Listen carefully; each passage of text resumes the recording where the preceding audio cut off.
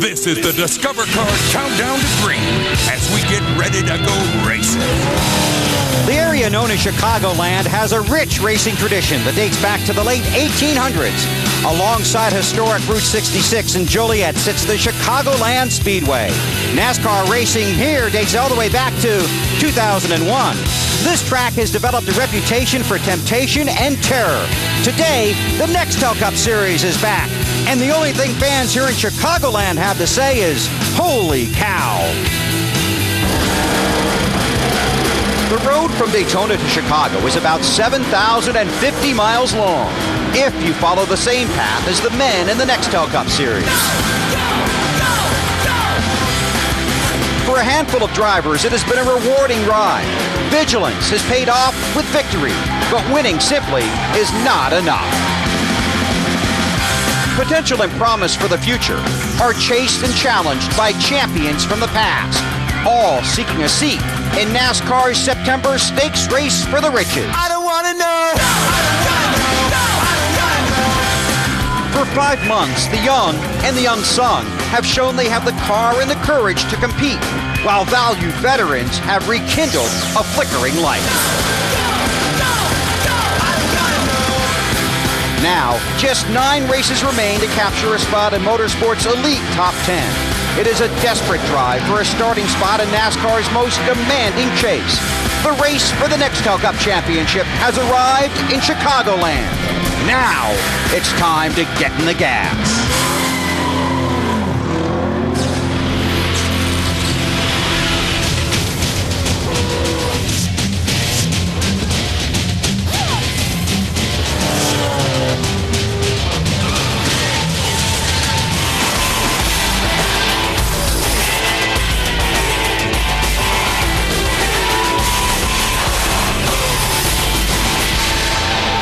NBC Sports presents the NASCAR Nextel Cup Series, live from the Chicagoland Speedway in Joliet, Illinois.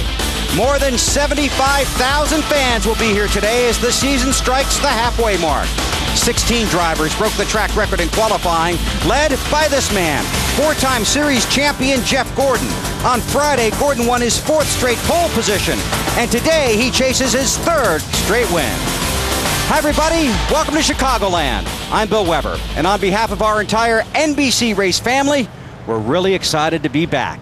And along with our teammates at TNT, we will take you all the way to the Nextel Cup Championship Series season finale this November in Homestead, Florida. Now, just 9 races from now, only the top 10 drivers in the championship standings and those within 400 points of the leader will be eligible to capture the Cup in NASCAR's new 10-race chase for the championship. The points and the pressure begin to mount. The drivers inside the top 10 racing for position. Those outside the top 10 racing with added purpose. And just like it is every race from February through November, they're all racing for the win. The race to Richmond begins now, and we begin with my pit road partners, starting with Marty Snyder. Bill, what an incredible spring and early summer for Jimmy Johnson. 9 top 5s in the last 10 races. That is unbelievable, leading the championship chase, and you've kind of in a comfortable position. But why is it important for your team and you guys to finish first after the first 26 races? I think there's a lot on the line for that. You know, to be the person leading the points at that point in time, there's a lot that goes on in our own heads as a race team to know that we're able to compete for the championship all year long. You may gain a small mental advantage amongst your competitors in the garage, but more importantly, we just want to be fast and we want to be up front all the time. So it's kind of our own pride in there in a lot of ways. Championship leader by 27 points over the man with Dave Burns. And that is Dale Earnhardt Jr., second in points, but struggling a little bit by your own admission last week on pit road, and this week with a car that would only qualify 25th. Can you pick it up today and keep pace with Johnson? Well, I don't know if we'll be able to keep up with those guys. They were real fast all weekend. We never found that kind of speed in our car, but at best, I think we can get a good top 10, maybe a top 5. We work real hard and stay focused all day long. We just been struggling with the car, trying to get the car to handle right in just one way or another, and hopefully we got what we need underneath there to do it right. All right, he rolls off right next to the man who's standing by with Matt Yoakum. Dave, Matt Kenseth had a very solid month of May with 3 top 5 finishes. He entered Chicago 5th in points, but his last 5 races, an average finish of 21st. Matty, is this a good place and a good stretch for you to get back on track? I hope so. Them stats aren't very good the last 5 weeks, that's for sure. So hopefully get everything rolling again and get a good finish here today. Now, you think we're going to see a two-groove track like we've seen in a lot of places in the past? I think it was pretty good. Yesterday in the Busch Series race, I thought the track got really wide. A lot of people could make the outside work good for him. Michael made it work good. Some other guys did. We got to use it a little bit. So I think the track is plenty wide. The track is in good shape.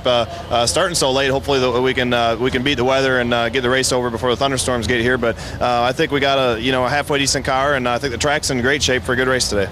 8 career wins. Now, all of his wins have come when he started between 17th and 31st. Today, he starts right in the middle of the Kansas zone, 26th. Bill? Thanks, Matt. Here's a look at the NASCAR Nextel Cup Series standings. The top 2 remain the same. Gordon jumped up to 3rd off the win at Daytona. Stewart moved up 2 spots. Kenseth lost 2, and Elliott Sadler fell 3 positions. These are the guys on the outside looking in. Teammates Kane and Mayfield. McMurray is 151 points out of 10th. Martin and Wallace have both won this year, but like everybody back to Sterling Marlin, they are desperate for points. That's the first lap. Here's what's coming up on the Discover Card Countdown to Green. Just how hard is it to win a Nextel Cup race? We'll ask the guys that know. Freezing the field at the caution flag has received a cold shoulder. Dave discovers how NASCAR is working to improve its scoring process. Wally climbs back behind the wheel. And Benny says it's time to play ball, all for a good cause. All that and Jeff Gordon coming up on the Discover Card Countdown to Green.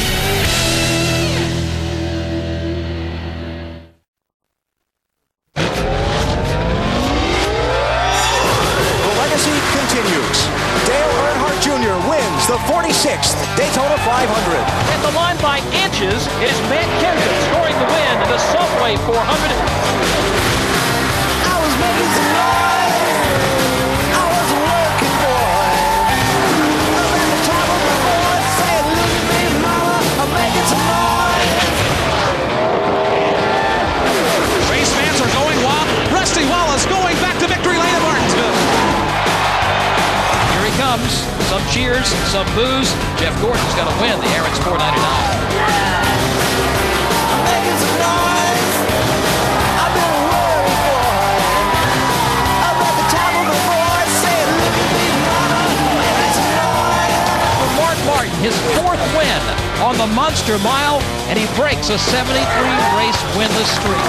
I'm making some noise.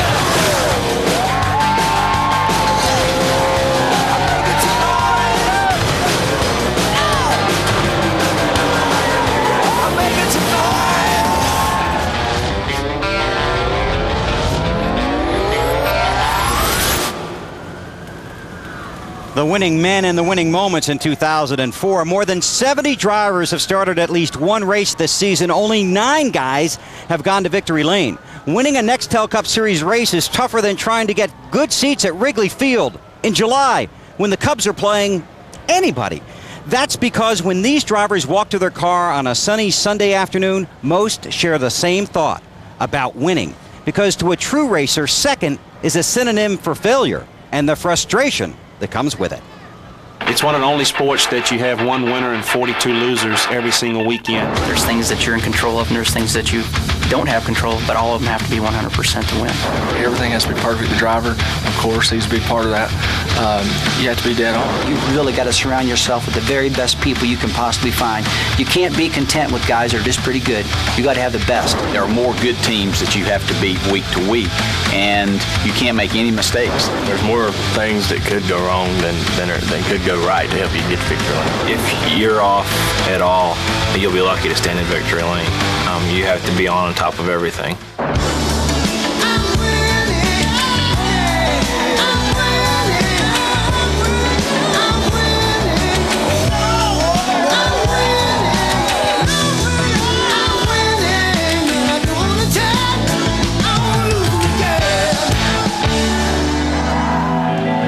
Throughout the sports world, talented teams have had spectacular days and big games, making outstanding plays, only to see certain victory twisted into shocking defeat. In Nextel Cup racing, it can happen in a heartbeat. Go and Kane's in the wall. The race leader crashes. I think if you didn't know you were going to win, you luck up win, that's great. Everybody's happy. When you know you're going to win, you know you got a good car to win, you don't, that's when it gets frustrating. It is something that eats at you when you know that you had a car that was capable of winning, whether you got in a wreck or got bumped and it affected the front end of your car or whatever. It makes it very frustrating. That's hard to take when you have a car that you've led a lot of laps or led the most laps, or you're leading at the end, and you have a late caution and somebody gambles on tires. I don't think anybody wants to be near the car when you pull in. I mean, it's so I don't know what you say, not a letdown, but you're so pumped up and you're just pissed off. I mean, you just get out of the car and you're mad, just looking for something. When you've got the best car and you don't pull off the win, and you let that moment, that opportunity that could be the one and only opportunity for you, you let it slip away, it's very disappointing. That's the reason all the people show up in the grandstands, because you never know what's going to happen next. And the tense expectations of success are dramatically tightened by racing's darkest disappointment, being the first loser. Kane makes a move to the outside at the stripe, but Elliott Sadler wins, and Casey Kane, for the third time this season, will come home in second place. That's kind of a bummer, because you should be pretty satisfied with a good finish overall, with everything else going on, but you just get disappointed. That's the way it is. You're never satisfied. There are a lot of times for tremendous celebration to run, when you run second. But the ones that really, really hurt are the ones where, you clearly coulda, shoulda won, but didn't. Man, that's nothing more heartbreaking and just tear your guts out feeling to have to walk back in the trailer knowing you finished second. And it's good if you've never done that, but if you've done it a couple times over, or if you've won races and you run up front, second is just like anything else. You got to win or nothing. For the winner, the race ends with the checkered flag, but for the others, the chase goes on and on and on. How long does it take you to get over? Probably to the next race. You're all the way up until the gentlemen start your engines the next Sunday. It just eats at you all week. I remember a time when we led all laps and got a flat tire with 6 laps from the end and finished 33rd. Went from was going to win and finished 33rd, and that was 2.5 years ago, and it's still eating at me. So it's hard to forget them tough losses. Pretty much on Sundays nights and Monday nights, I'll run the complete race back in my head. We'll usually tape it and watch it and try to figure out mistakes I made or didn't make, or pitch strategy we should have used. But many nights I have spent during the week racing my race car. It seemed like in bed just as hard as I did that Sunday. When I leave the track on a Sunday night after something bad's happened, or a huge disappointment like Bristol this year when I thought I had it won and Kurt Busch beat me and I finished second, that night is pretty tough. Sunday nights are always pretty tough. But it's amazing what happens when you go to sleep and you wake up the next day. The thoughts and a lot of that stuff leave your head, and the mean thoughts you might have are gone. Boy, if there's one guy who knows how hard it is to win this year, it is definitely Casey Kane. 4 second-place finishes. But, talking to a lot of people in the garage this morning, they say that you're the man to beat. Is that a fair assessment? I think we have a good shot. I think our Dodge dealers, UAW Dodge, is really good this weekend. And, there's some other good cars, obviously. But, Tommy Baldwin and this whole team did a great job this weekend. So I think we got a good shot. Of his 4 second-place finishes this year, they've all come in the race car he's driving today. Matt? Ryan Newman's 9th in points is a 128-point cushion over Casey Kane. Now, I talked to Matt Borland. He said during final practice you were chasing the right balance. Did you find it by the end, Ryan? Oh, we got closer for sure. We were 30th in practice, which is totally untypical for us. So we'll just have to see if we made the right changes. I think we did, and we've been to victory lane here before. So hopefully what we did will make us get there again. He had the right car and the right fuel mileage 1 year ago to go to victory lane. Marty? Matt, it's been a nice weekend for the Labonte family. Justin winning yesterday, your nephew. I know you were happy about that. Could we see a surprise winner today, maybe in you getting back to victory lane? Might have to be a surprise. I hope so. I mean, we're really looking forward to a good race today, and hopefully we can get our Wellbutcher Nextel car up front. And we start in 11th, so a good place to start. And hopefully we can keep everything on it today and have a good race. I don't know what Mom Martha and Grandma Martha would do if all you guys won all weekend. It would be an interesting weekend. Bill? Thanks, Marty. It wouldn't be a surprise to see this guy on victory lane. Jeff Gordon, back-to-back wins going for 3 in a row. 4 straight poles. We picked a perfect time to jump on the Jeff Gordon bandwagon, didn't we?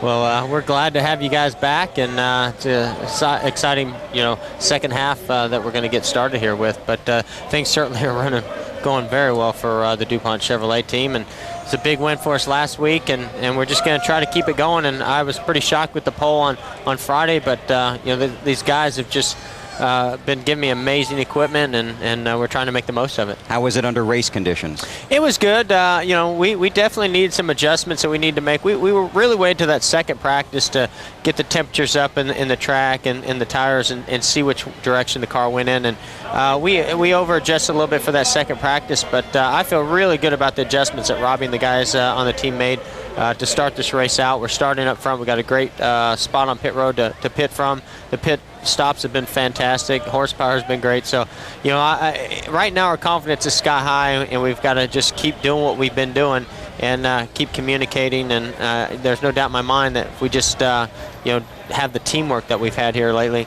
that we will be a factor when this thing's over. All right, driver intros are coming up. Thanks for coming. Thank you, yeah. Good luck to have today. you guys here. Glad to be here. Jeff Gordon, he leads him to the green flag this afternoon here at Chicagoland. Halfway mark of the season today. You're watching NASCAR on NBC.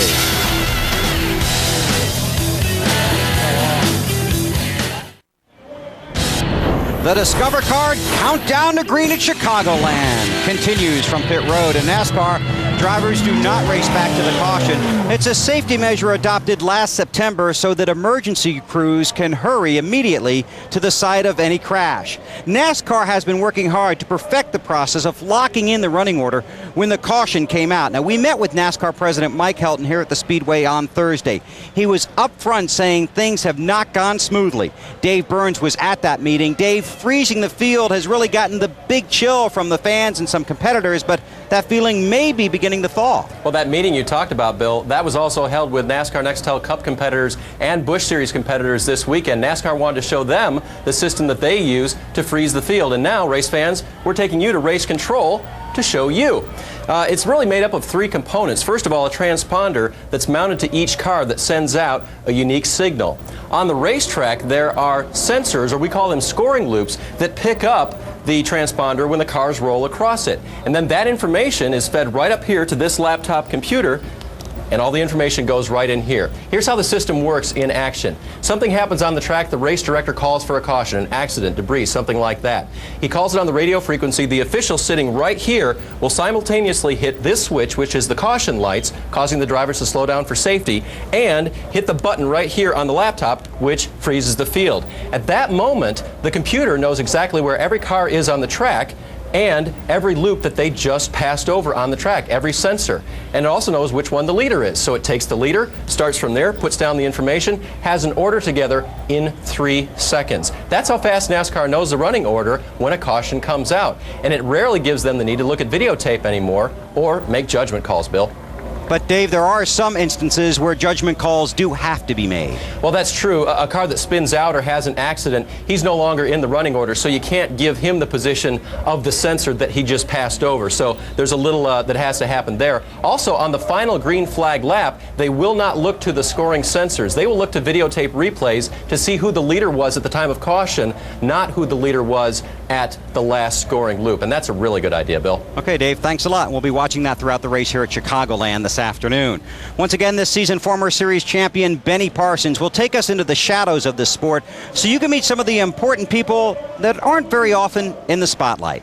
Benny's first pitch this summer, a charity softball game held here in Joliet Thursday night to benefit the Victory Junction Gang. It was a game full of runs, hits, and carers.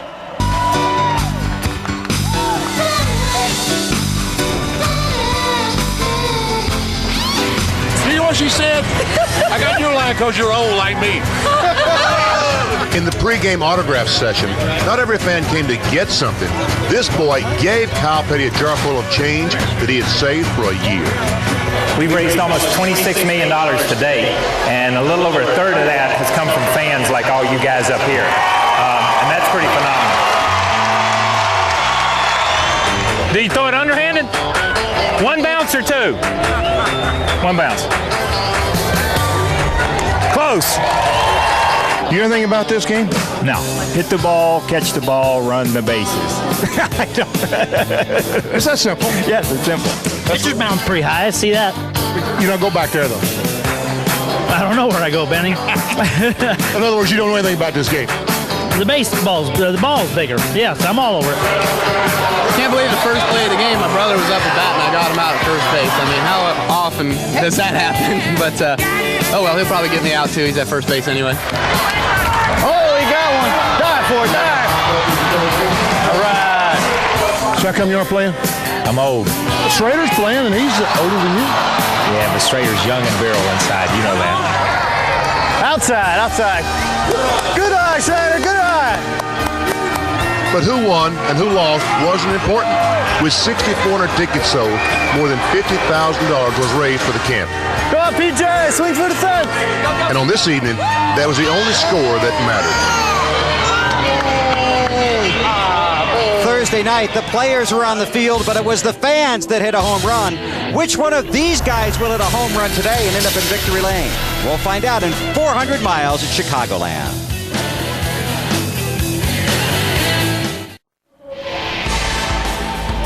Discover Card Countdown to Green is brought to you by Discover Card and their new cashback bonus program. It pays to discover. By Wendy's new home-style chicken strip salad. It's better here. And by Fram's Air Hog High Performance Air Filter. Fram, hog the road. Kevin Harvick is teetering 10th in the championship standings, just 111 points in front of Casey Kane. Harvick has just one top 10 finish in his last 7 races. His last win came last August at Indy. But at Chicagoland, well, he's had a lot of good luck. In fact, in 2001 and 2002, he won. He was the man.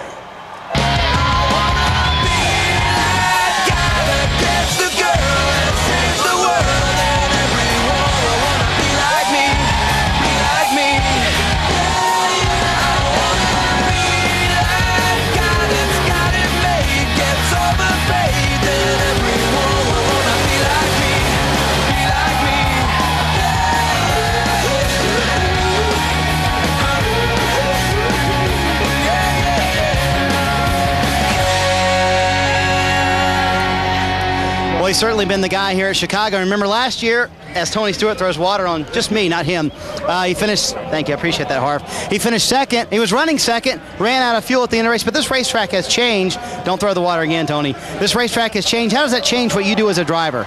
Well, I think it's just faster right now. You need to get wet. I know, it's hot out here. But, I mean, the tires just have so much grip, and the groove has moved out, so it's quite a bit different racetrack than it has been the last 3 years. Man on the bubble in the chase for the championship would love a little wiggle room in his chase for the championship. Matt? The last time on a D-shaped oval, Elliott Sadler nearly won, finished in the top 5. You're 8th in points. Do you look through the windshield going for that championship? Do you also have an eye on the mirror as well? Yeah, we kind of got an eye on the mirror too. You know, we're kind of racing Harvick and Newman and the 9 and the 19 and the 42. I mean, some of those guys. So, I mean, you got to kind of keep your eye going forward and backwards. But we do have another great race car, same car we won with at Texas, and it was good yesterday. We just got to be consistent. Todd's done a good job keeping it full of fuel, fresh 4 tires on it, and we just want to do a good job for M&M's and everybody today. He starts 13th to Dave. Well, Matt, Mark Martin is currently out of the chase for the championship, but he was in it before. Mark, how critical now to win a race or races to get yourself back into it? Well, we just need to make sure that we don't have any more problems, you know, no more mechanical failures or wrecks. It's not crucial for us to win another race, but obviously everyone wants to be first, so that's what we want to do. But we've got such a great team with the Viagra team, and they've had our Taurus just really hooked up well. So I'm looking forward to today. We've had a fast race car all weekend, and this could be good for us. And a lot of the other competitors have looked at this guy this weekend and said, there is the car to beat. Bill? That's right, Dave. Now, each week, Wally Dallenbach takes to the track in his Mountain Dew machine during the Discover Card Countdown to Green. Occasionally, we find somebody brave enough to ride along with him, but today it's a solo mission, so Wally can help explain how downforce can help a race car driver be a real spoiler.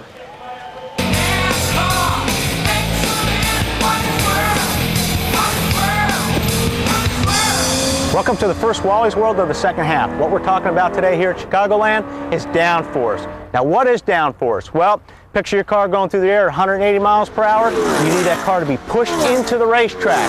So in layman's term, look at these big 5 ugly guys on my car. They're pushing the car down into the racetrack. That's a driver's best friend. Now, what's different from this year to last year at Chicago?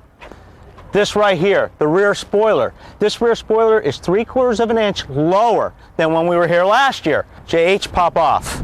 That means that you've got less downforce on the rear spoiler. Now, what does that mean on the racetrack? I'll show you. Now, first off, I want to say how happy I am to be back in my NBC Mountain Dew car. Now, let's get back to this downforce deal. Mile-and-a-half racetrack like in Chicagoland, you got to have grip. Grip means you got to have a lot of downforce. Now, with this spoilers 3/4 of an inch less than what I had here last time, I'm going to go barreling down in this corner, and the car is going to want to get sideways getting in. Another thing here, when you're around other cars, you've lost that grip in the back. Good thing about it is when I get up behind somebody, I can pull right up behind them and get them arrow loose. Bad thing is, he can do the same thing to me. Basically, when you come to a place like Chicagoland, downforce is your friend. And when they took that spoiler off the back, it made this car a little bit tougher to drive. Thanks, Wally. Tony Stewart starts 10th today in a backup car looking for his first win of 2004. His turn is next when the countdown continues.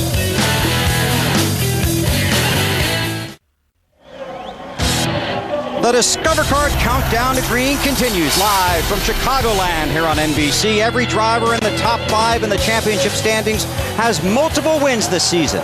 Every driver in the top 5 in the standings except Tony Stewart. Stewart, 4th in the standings, is the only guy in the top 5 to finish every race. He just hasn't finished any of them in victory lane. For the talented but temperamental Stewart, this has been a season of heat and defeat. The competitive fire in me says, yeah, I mean, anything but a win doesn't count. With the season that I'm having this year, with the fact that I haven't been in victory lane yet, it is something that eats at you. Vindicated, I am selfish, I am wrong, I am right, I swear I'm right, swear I knew it all along, and I am flawed, but I am cleaning up so well, I am seeing in me now the things you saw yourself. My hope dangles on a string like slow spinning redemption. Standing by with Tony Stewart now, and Smoke, 4th in the championship chase. You haven't won a race yet this year, but are you satisfied with the consistency of your group this year? Well, I mean, we always are looking to be better than what we are, so you're never satisfied unless you're winning every race you run. But, you know, we had a good weekend last weekend at Daytona, you know, a good week before, so I feel like that, you know, this team's starting to build a momentum. It's a little late for our time frame as far as when we normally get going really well, but seems like we're getting back on track finally. And this is the first time in forever that you have had to start in a backup car that wrecked in practice, right? How good is it? It's pretty good. I mean, Zippy and I sat down yesterday and a couple of the engineers in the trailer and just talked about things that we thought we could do to make it a little faster and, you know, really get into detail what I was feeling in the car. So, you know, Zippy's really good at making things happen overnight on Saturday night. So I'm pretty sure that Home Depot Monte Carlo is going to be pretty good today. All right, Smoke's got a lot of people cheering for him, including a couple of Olympians as well here this weekend. So got a lot of support behind him, Matt.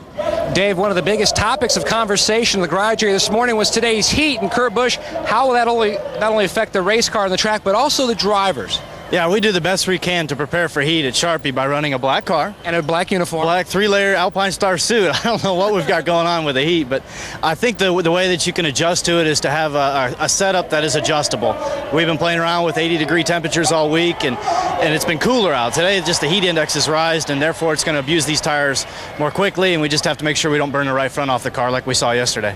You're 7th in points. How do you approach the final 9 leading into the final 10? We can't wait to get to the final 10. We've got tests set aside. We've already prepared for Loudon. We've got all those races that'll be in the final 10 that we've prepared for. So these few that we've got coming up, we got to make sure that we just do the best job that we can, make the right calls on pit road, and whether it's the lead draft, stick with them like at Daytona, or whether it's a short track and we've got to stay up front and have solid pit stops. It's just a team effort, and I think that we can do that and put together some solid finishes that'll lock us in that top 10, I hope. Kurt Busch, last one back in the spring at Bristol, chasing his season's second win. He rolls off 21st. Marty? Matt, this is what's great about the chase for the championship. A guy like Rusty Wallace, who is 17th, still has a shot to win the championship. How realistic do you feel in 9 races, with 9 races to go before the cutoff, that you can get into this chase? Well, I got to get into it. I mean, I want to get into it real bad, so I can't predict anything except say I'm going to give it my all. And we've had really fast cars all year long. Tell you the truth, the last 5 or 6 runs have been all top 5 runs, only to be spoiled by crazy things. You know, run out of gas with 1 lap to go, running 4th in California, blow an engine, running 4th in Michigan, stuff like that, you know. So we just got to finish these races and and the performance has been doing all right. And you've had this date circled on your calendar since last year. Running second, broke a transmission coming to pit road. Yeah, great car last year, and I got a great car this time too. And he was 6th fastest in yesterday's final practice. Bill? Thanks, Marty. Jeff Burton has 17 career victories. The most recent one came at Phoenix in October of 2001. That was 93 races ago. Today, Jeff Burton starts 6th. That's the exact same starting position he had in his very first Nextel Cup Series race, exactly 11 years ago today, July 11th, 1993 at Loudon, New Hampshire. The last time the series raced on this date was 5 years ago in New Hampshire. That was on July 11th, 1999. The winner that day in car 99 was Jeff Burton. Now, you don't have to look it up because we already did. The countdown is at 0, and the NASCAR Nextel Cup Series returns to NBC next. This has been the Discover Card Countdown to Green. Let's go racing.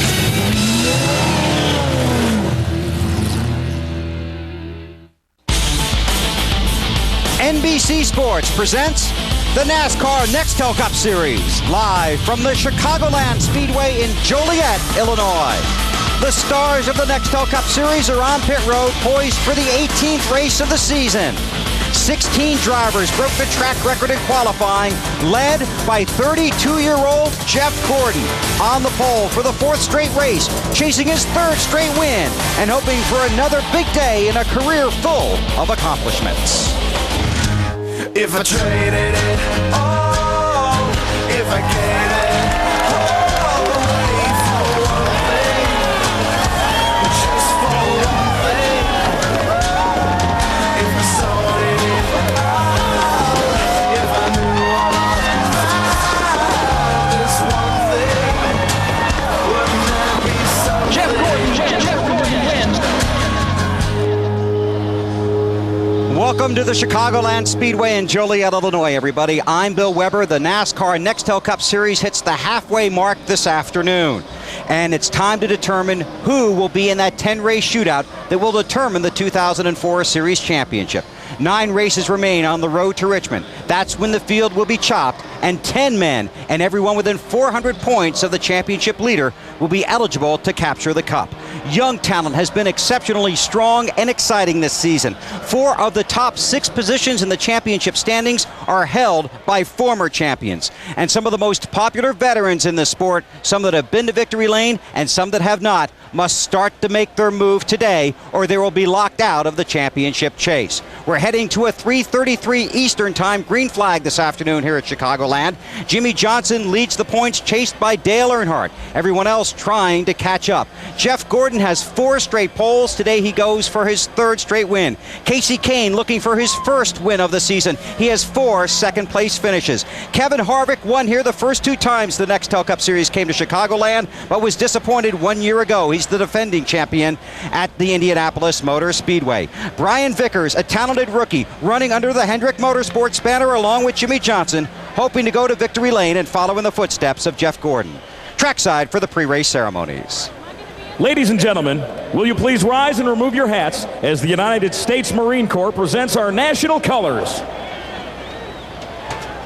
Please welcome Kenny Crossway, chaplain for Motor Racing Outreach Ministries, as he delivers today's invocation.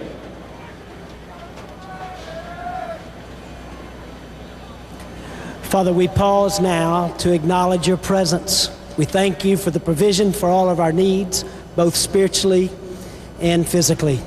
Father, we ask for your protection here today in Chicago for those outside the track, inside and on the track. And we ask that you would help us be appreciative at the end of this day for the life that you give us. We ask this in Jesus' name. Amen.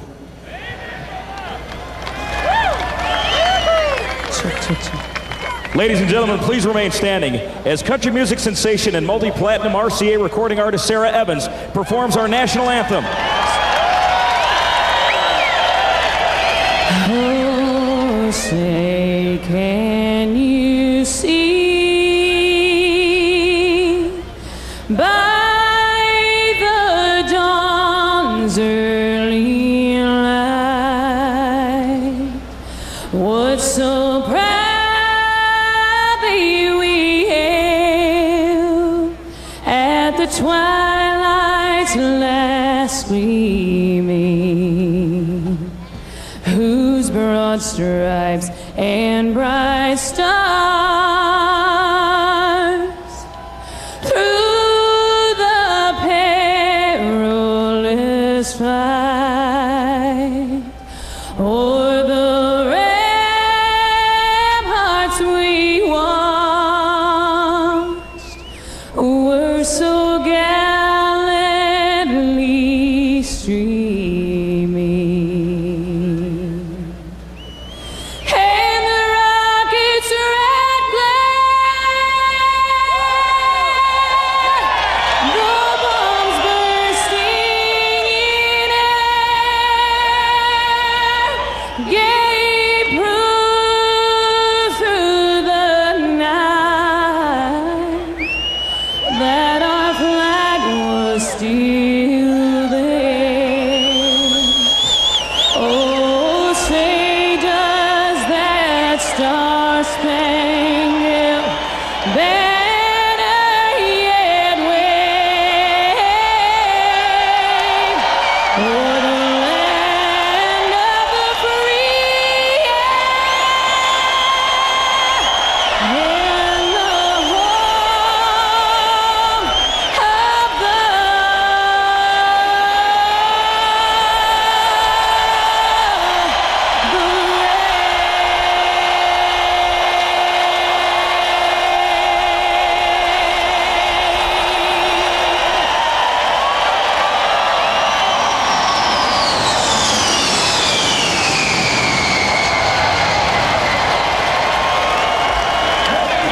Races down, 19 to go.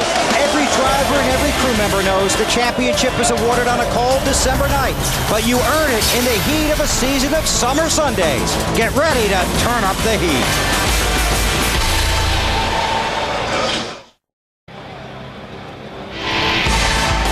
NASCAR Nextel Cup Racing from Chicagoland Speedway is brought to you by Nextel Coast to Coast Walkie-Talkie. Nextel, done. By Stacker 2 ephedra free. Real people, real stories, real results. By the new M3 Power from Gillette. Feel the power of the world's best shave. And by Levitra. Ask your doctor about it today. Levitra, when it counts. For the last 16 races, this is the moment when I would sit up and say, damn, I wish I was there. Well, my wish came true. And for the next 19 races, we will take you to the green flag, through the field, inside the field, back to the garage to talk to the guys that didn't win, and into victory lane to celebrate with the guys who did. In the driver's seat for the chase for the Nextel Cup, our boys in the booth. Their dream came true, too. Alan Bestwick, Wally Dallenbach, and Benny Parsons. Bill, thanks. Really glad to be here and ready to get this race to the chase underway. Today's event's going to kind of be like a chess game.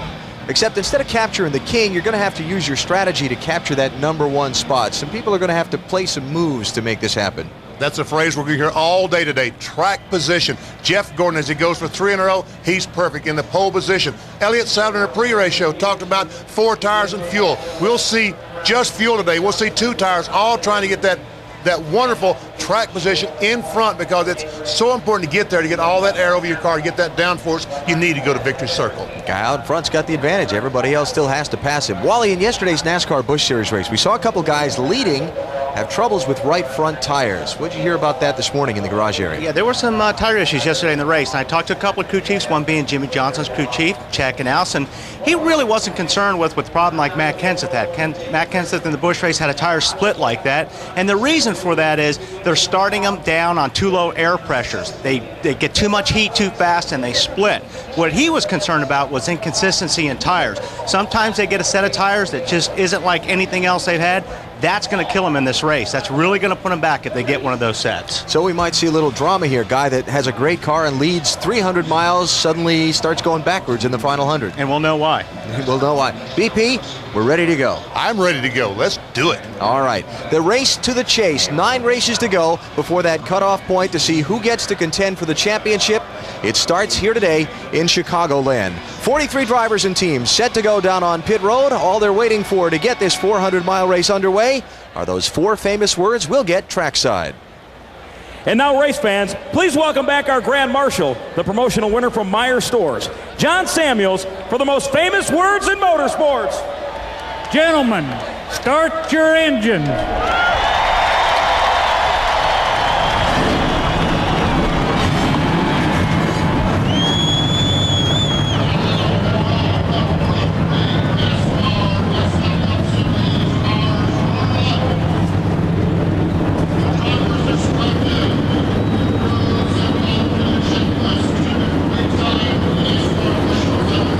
Drivers trying to stay in or get into the chase for the Nextel Cup, and Jeff Gordon trying for 3 straight wins. It unfolds next.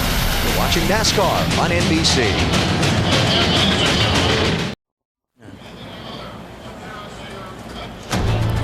NASCAR on NBC, live from the Chicagoland Speedway, where 400 miles of high-speed action is about to get underway for the NASCAR Nextel Cup Series, the race that brings the chase for the championship to the midway point of the 2004 campaign. 43 drivers in their cars fired up on pit road. They'll roll out onto the racetrack in just a moment.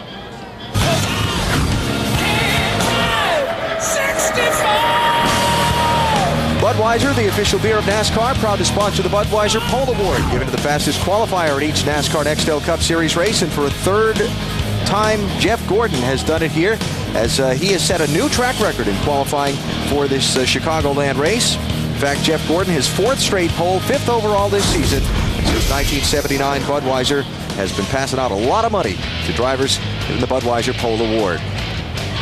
Here's our starting lineup for today's race. Jeff Gordon on pole with Casey Kane, trying to get that first win so desperately. He's alongside. That's a real shock that Casey Kane would qualify well. He and Jeff Gordon dominated pole position qualifying this year. Jimmy Johnson, championship leader, and the sensational rookie Brian Vickers, Hendrick Motorsports teammates in row number 2. In fact, Hendrick with 3 of the top 4 qualifiers out of that team shots. Couple of Roush Fords in row 3. Greg Biffle, Jeff Burton. Let's try talking to Jeff Burton. And hey, Jeff Burton, Benny Parsons, you got me? Evening, how you doing today? Man, I'm doing great, Jeff. It's been a good while since you've won. Tell me how you're going to do it today. Hopefully we got this Comcast board set up the way we need it to be. It's real sunny and hot today. Hadn't had these conditions yet. Hopefully we can take what we learned in the Busch race yesterday and apply that. Put ourselves in position when it counts. Did you change the car any from yesterday's race to today's race? What you learned yesterday, did you use it to change the car for today? A little bit of it, not a lot. I tell you what surprised me was how much the outside groove came in yesterday. You could really run up high in 1 and 2. I think you'll see a lot more of that today. Much wider track than we've seen here in the past. I think you'll see a lot of side-by-side racing. And we took that into account on some of our changes, and hopefully we'll be able to take advantage of it. Well, Jeff, good luck today. Jeff Burton with his best starting spot of the season. He's outside of row number 3 in search of that elusive victory. Continuing to look at the starting lineup for today's race, Terry Labonte, his son Justin, won yesterday. Can Dad make it a double on the weekend today? And Dale Earnhardt Jr., second in the championship chase, a little bit farther down the grid. He struggled here this weekend. Transmission failure in yesterday's final practice. They need some good things to happen today to stay up with Jimmy Johnson. A couple of Fords back in row 15, Jarrett and Rudd. John Andretti back this weekend, the 3rd car out of the Dale Earnhardt Incorporated stables. And now down to the drivers who got the final spots on time for this race and on off into provisional land. Pete Craven, Dave Blaney back in row 18. Michael Waltrip had some troubles on Friday. His car had been handling one way all during practice Friday. When he qualified, it handled just the opposite. He wasn't ready for it. And that's exactly what Wally talked about in the opening. That's right. He may have gotten that set of tires that just did not complement that car. That's going to catch some guys today. We need to really stay on top of that. And P.J. Jones with the final spot in the field on a provisional. And just a few drivers unable to qualify for the race. Todd Bodine, Greg Sachs, Kirk Shelmerdine. You see drivers moving to the back. Most of them were starting toward the back anyway. And NASCAR's 1 engine per weekend rule comes into play there. Let's get some final stories from pit road before we go green. Dave, lead us off. Well, Alan, yesterday in final practice, Brian Vickers had the fastest car on the racetrack. Now, some people say that number doesn't mean anything. But when you're 20 years old, you're a rookie, you're driving for one of the most successful Nextel Cup owners in history, that means a lot. Anytime you're first on the track is a great motivator. Brian starts fourth today and has a very fast race car. Matt? Like every other driver, Casey Mears' season began at Daytona, but his season didn't really come together until he scored a 7th at Texas. He has since rattled off 5 more top 10 finishes. He told me this morning he is extremely jacked up about his chances, not only for a good run today, but his shot at his first Nextel Cup Series win. He said his only problem with his race car, an aero-tight condition in final practice, but judging by the Busch race, he feels like a second groove will work in, and that will go right to him and his shot at a win. To Marty Snyder. Matt, don't let the fact that Michael Waltrip starts 39th fool you, because Slugger Labby, the crew chief, told me this morning the car is so good we could even win from back there. And a win would be the perfect start to what already promises to be a great week for Michael this week. Tomorrow, Dale Earnhardt Incorporated will announce that Napa and Michael Waltrip are back for the 2005 season. Mikey will be in the 15 car next year. Bill? Marty, Michael Waltrip does not yet know what it's like to win a Nextel Cup Series championship. Jeff Gordon knows what it's like to win a championship in this sport. He's won 4 of them. This season, he's chasing his 5th, but it would be the first time he would be a Nextel Cup Series champion. What's that going to be like? A new format, new challenges. 9 races to Richmond to decide which drivers will compete for the Nextel Cup. That race is just moments away from beginning. Alan. Okay, Bill, thanks. And we are less than a lap from the green flag. While you're checking out today's race on the television, you can log on to NBCSports.com for more on NASCAR Nextel Cup Racing. Benny Parsons with his writings and musings there. And he's got a lot more on NASCAR's hot topics, including the chase for the Nextel Cup. NBCSports.com. 9 races to go till that cutoff point. Oh, man, this is going to be so exciting. Trying to figure out the top 10 qualifiers to battle for the first NASCAR Nextel Cup. And we got to be careful here, because this is a fast racetrack, mile-and-a-half racetrack. The way these guys have to get these cars balanced to be good at the end of a run is they have to be neutral to more on the loose side.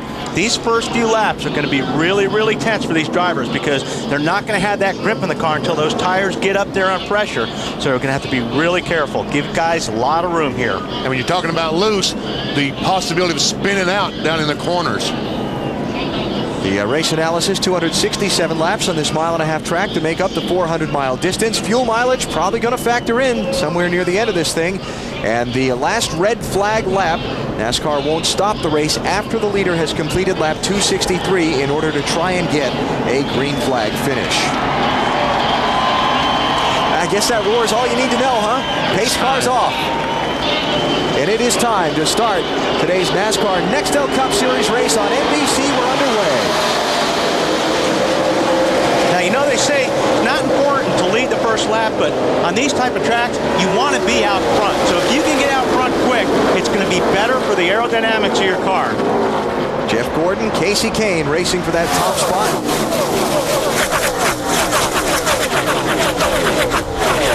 Jimmy Johnson taking a look.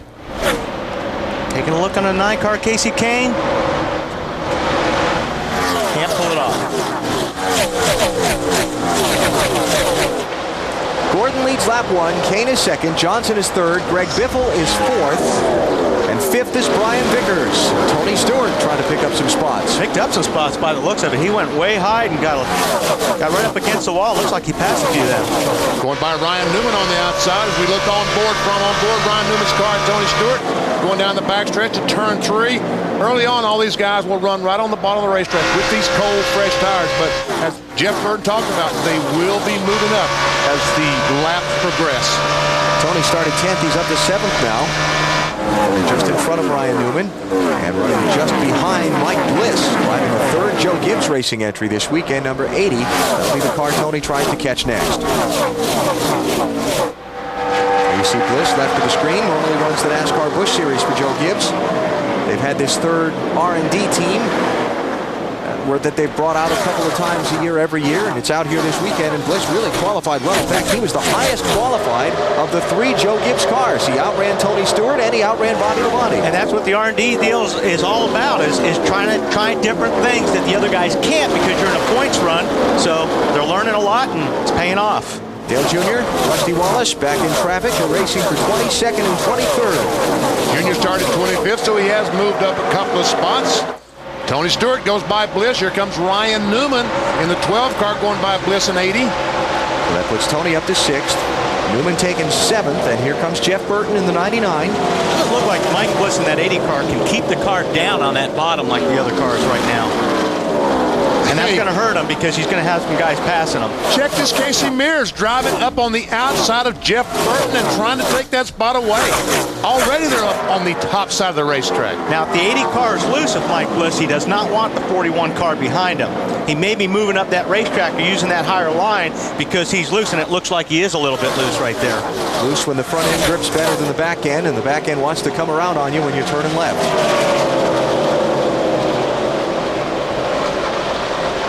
Bliss is hanging tough on Newman. 41 needs to get down. Looks like that 41 car is pretty fast. If he gets the bottom of the racetrack, there he comes. And it's Casey Mears in the 41 sliding down. Ryan Newman trying to get the spot away from Mike Bliss. Dave, how about Newman?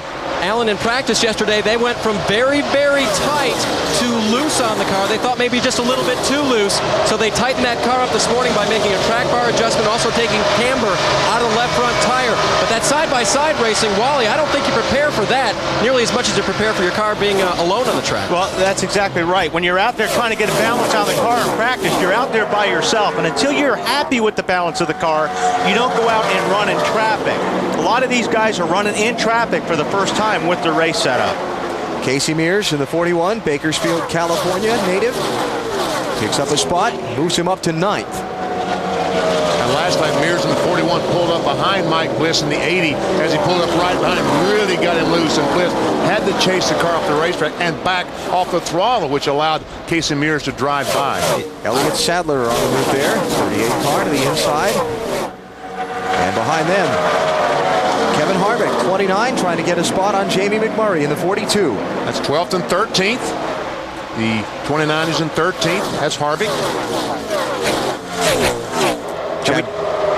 Sorry, I was just going to say Chad Blunt just took the 37 car into the garage. So he's out after just a couple laps. What are they saying about the 29 there, Marty? Well, Harvick hasn't said a word on the radio so far, Wally, but this is not the car that he won 2 races here with. The same car that he won Indianapolis with, as we've had a battle for 3rd. But this is a brand new car for Kevin Harvick. They ran that car that won all those races 6 times this year, put 2 new bodies on it, and now have scrapped it. This is a new car for Harvick.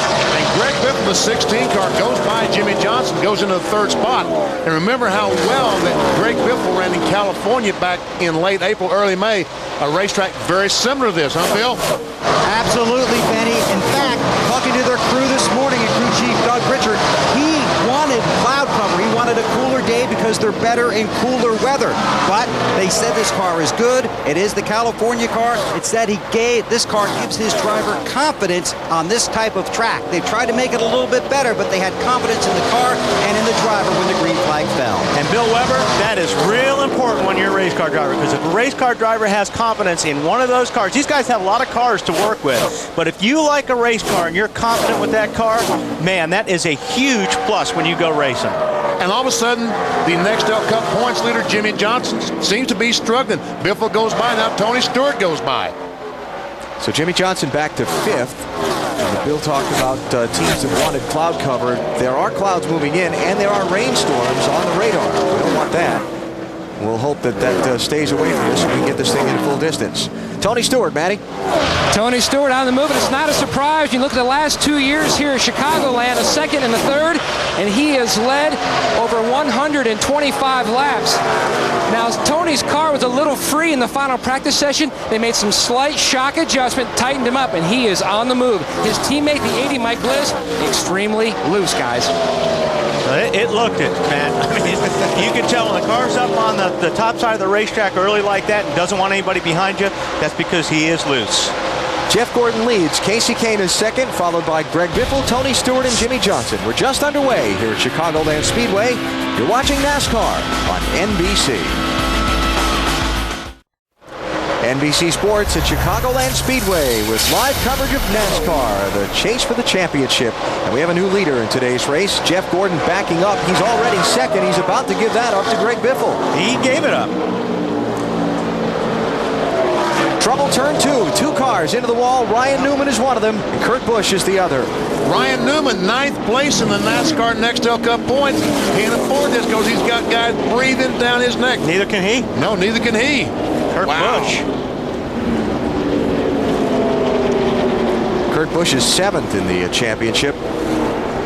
Some pretty heavy damage there, Dave.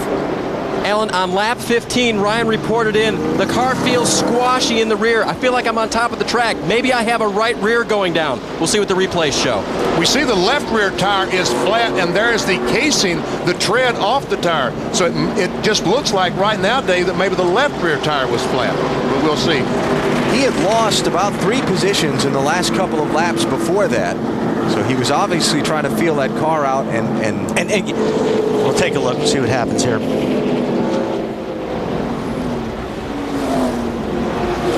Top right of the screen. Yep. He was under somebody. Yep, he lost the left rear, and unfortunately, Kurt Busch was right there. That's Kurt Busch cannot catch a break, but they hit these safer barriers, and both guys drive away. Yeah. Amen, man. Those things are great. This would be on board Scott Riggs. Just keep an eye on the left rear. Well, maybe. He just drives by him just before, and fortunately, this was just before the wreck. And here come the leaders onto pit road as Ryan Newman turns into the garage behind the wall. Stops are going to come at lap number 19. Marty?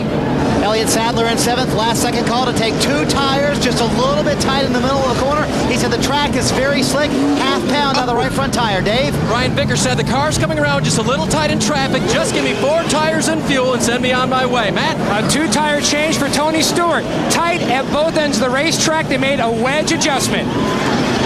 Casey Kane on pit road, 2 second-place finishes. Car so far so good to this point. Looking to gain positions, but a lot of guys passing him. Jeff Gordon said we're in real trouble, boys. This car is major loose. You'll have to tighten this sucker up. Air pressure, chassis adjustment for the 24 Accord.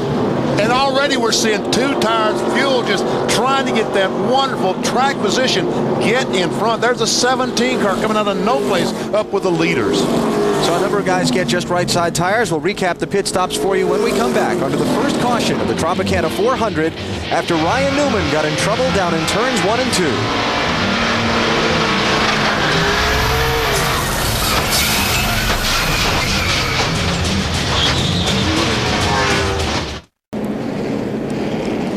Chicagoland Speedway, NBC Sports with live coverage of the NASCAR Nextel Cup Series under caution after Kurt Busch and Ryan Newman got involved in a crash in turns 1 and 2. Here's an even better look to show you exactly what happened from Kurt's perspective. You know, watch this from Kurt Busch, and Kurt's going to Monday morning this, and he's going to wish he did not get off the throttle. Watch right here, the 6 car goes high, and Kurt slowed down to run high.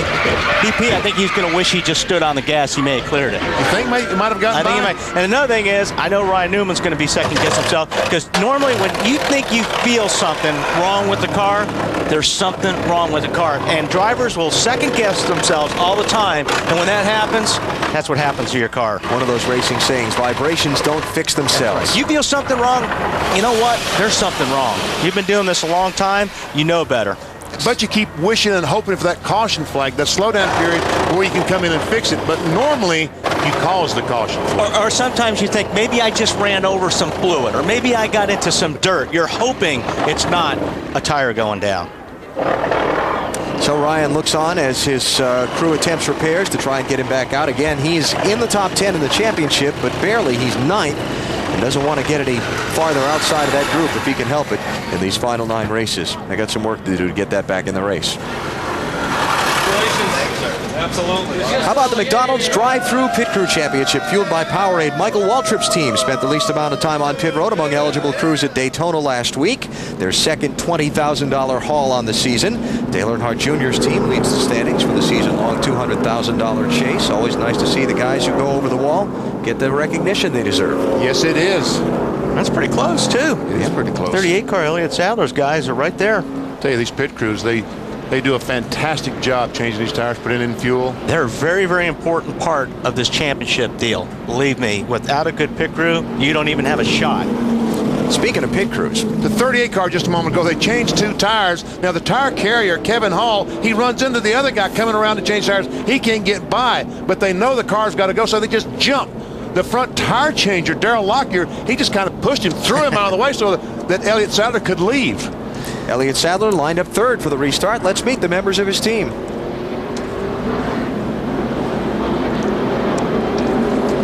Todd Parrott, crew chief, Charlotte, North Carolina. Kevin Hall, front carrier, Gloucester, Virginia. Darrell Lockyer, front tire changer, Gore Hills, California. Rodney Fetters, Jackman, Niagara Falls, New York.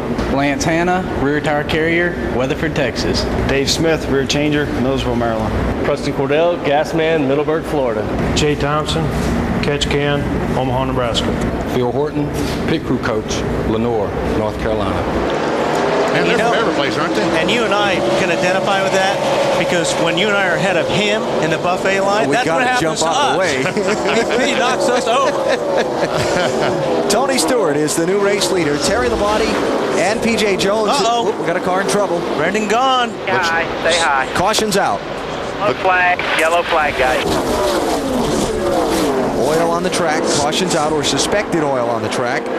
Well, at this point in the race, they've got to stop and check it to make sure. Yeah, that's the right call. Yeah, it certainly was. Brendan was running 20th on the restart. And that will be 2 of the 3 Penske cars in the garage with troubles early. Yep. So the second caution follows quickly on the heels of the first. It's Brendan Gaughan in trouble here at the Chicagoland Speedway. We'll be right back.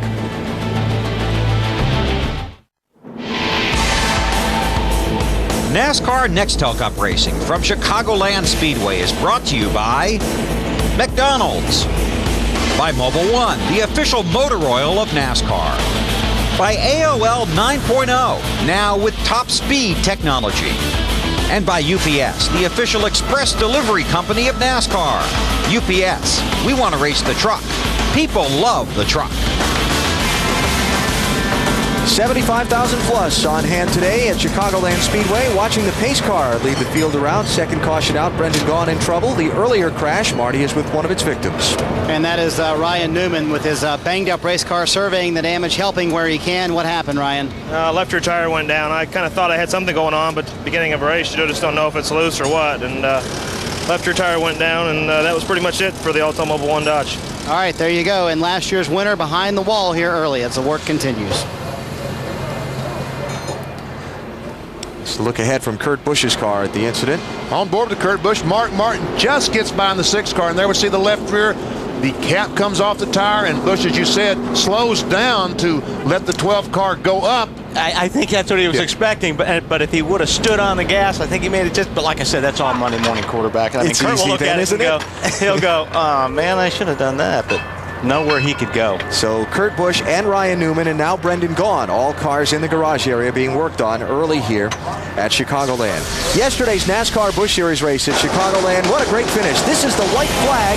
Mike Wallace in the 4 is leading. He runs out of gas, and that's Justin Labonte, the 23-year-old son of Terry Labonte, who goes by, leads the final lap, and picks up his first NASCAR Busch Series win, and then does a dad imitation.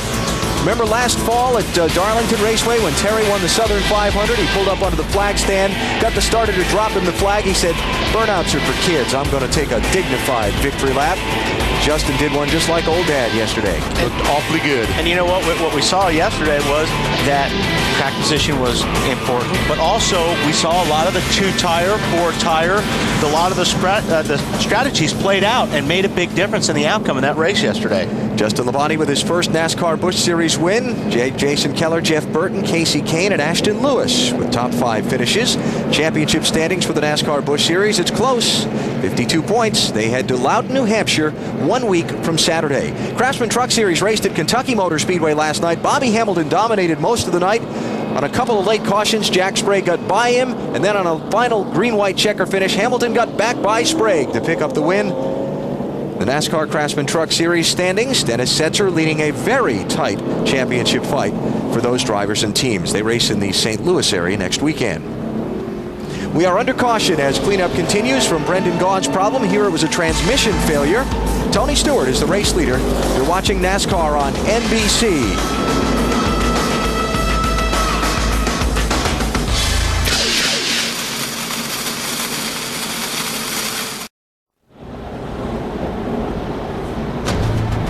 Chicagoland Speedway, Joliet, Illinois. Packed with race fans today to see the NASCAR Nextel Cup Series. You're watching it live on NBC Sports as we take you all the way through the crowning of the new Nextel Cup Series champion in Homestead, Florida in mid-November. Just about to wrap up the second caution of the race after Brendan Gaughan dropped the transmission and left some liquid on the track.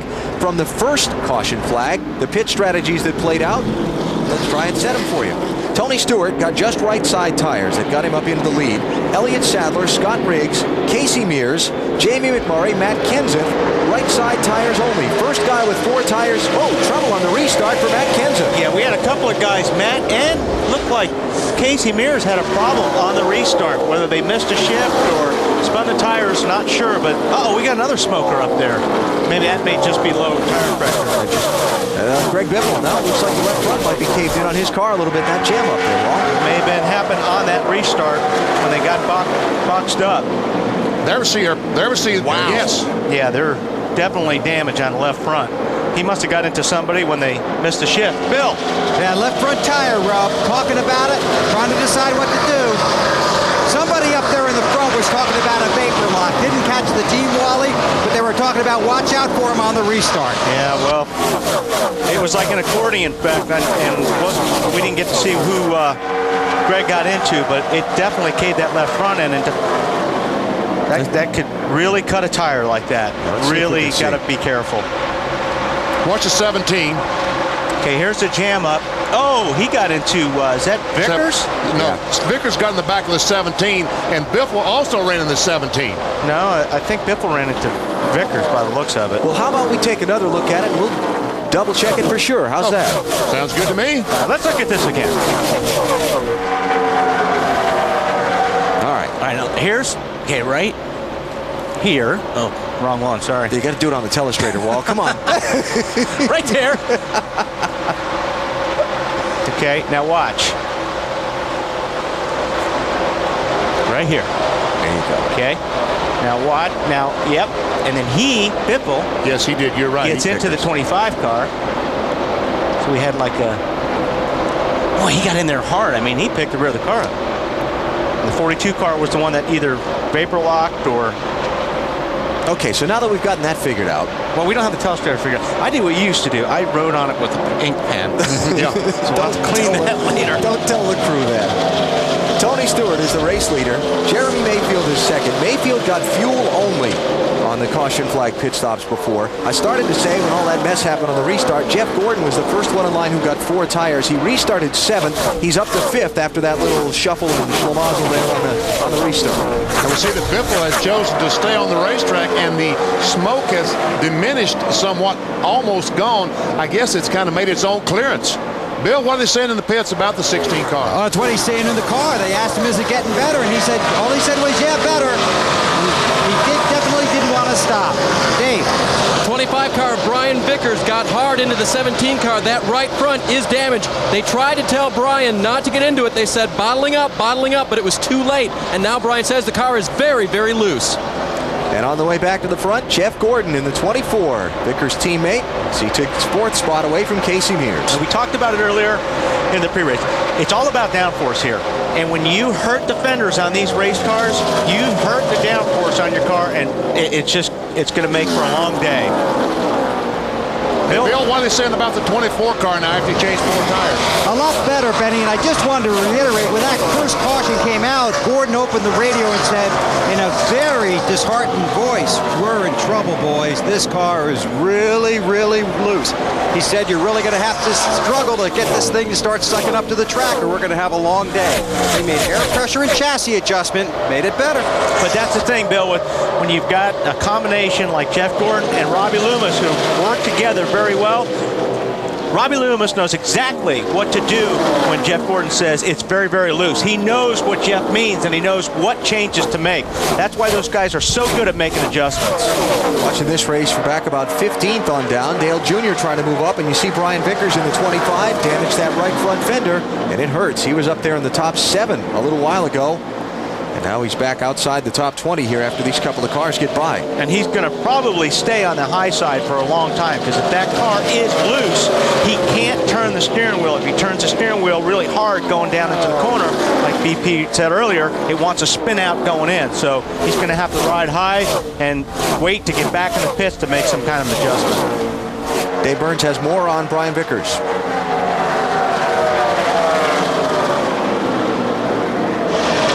We told you at the beginning of the broadcast, Brian Vickers is 20 years old.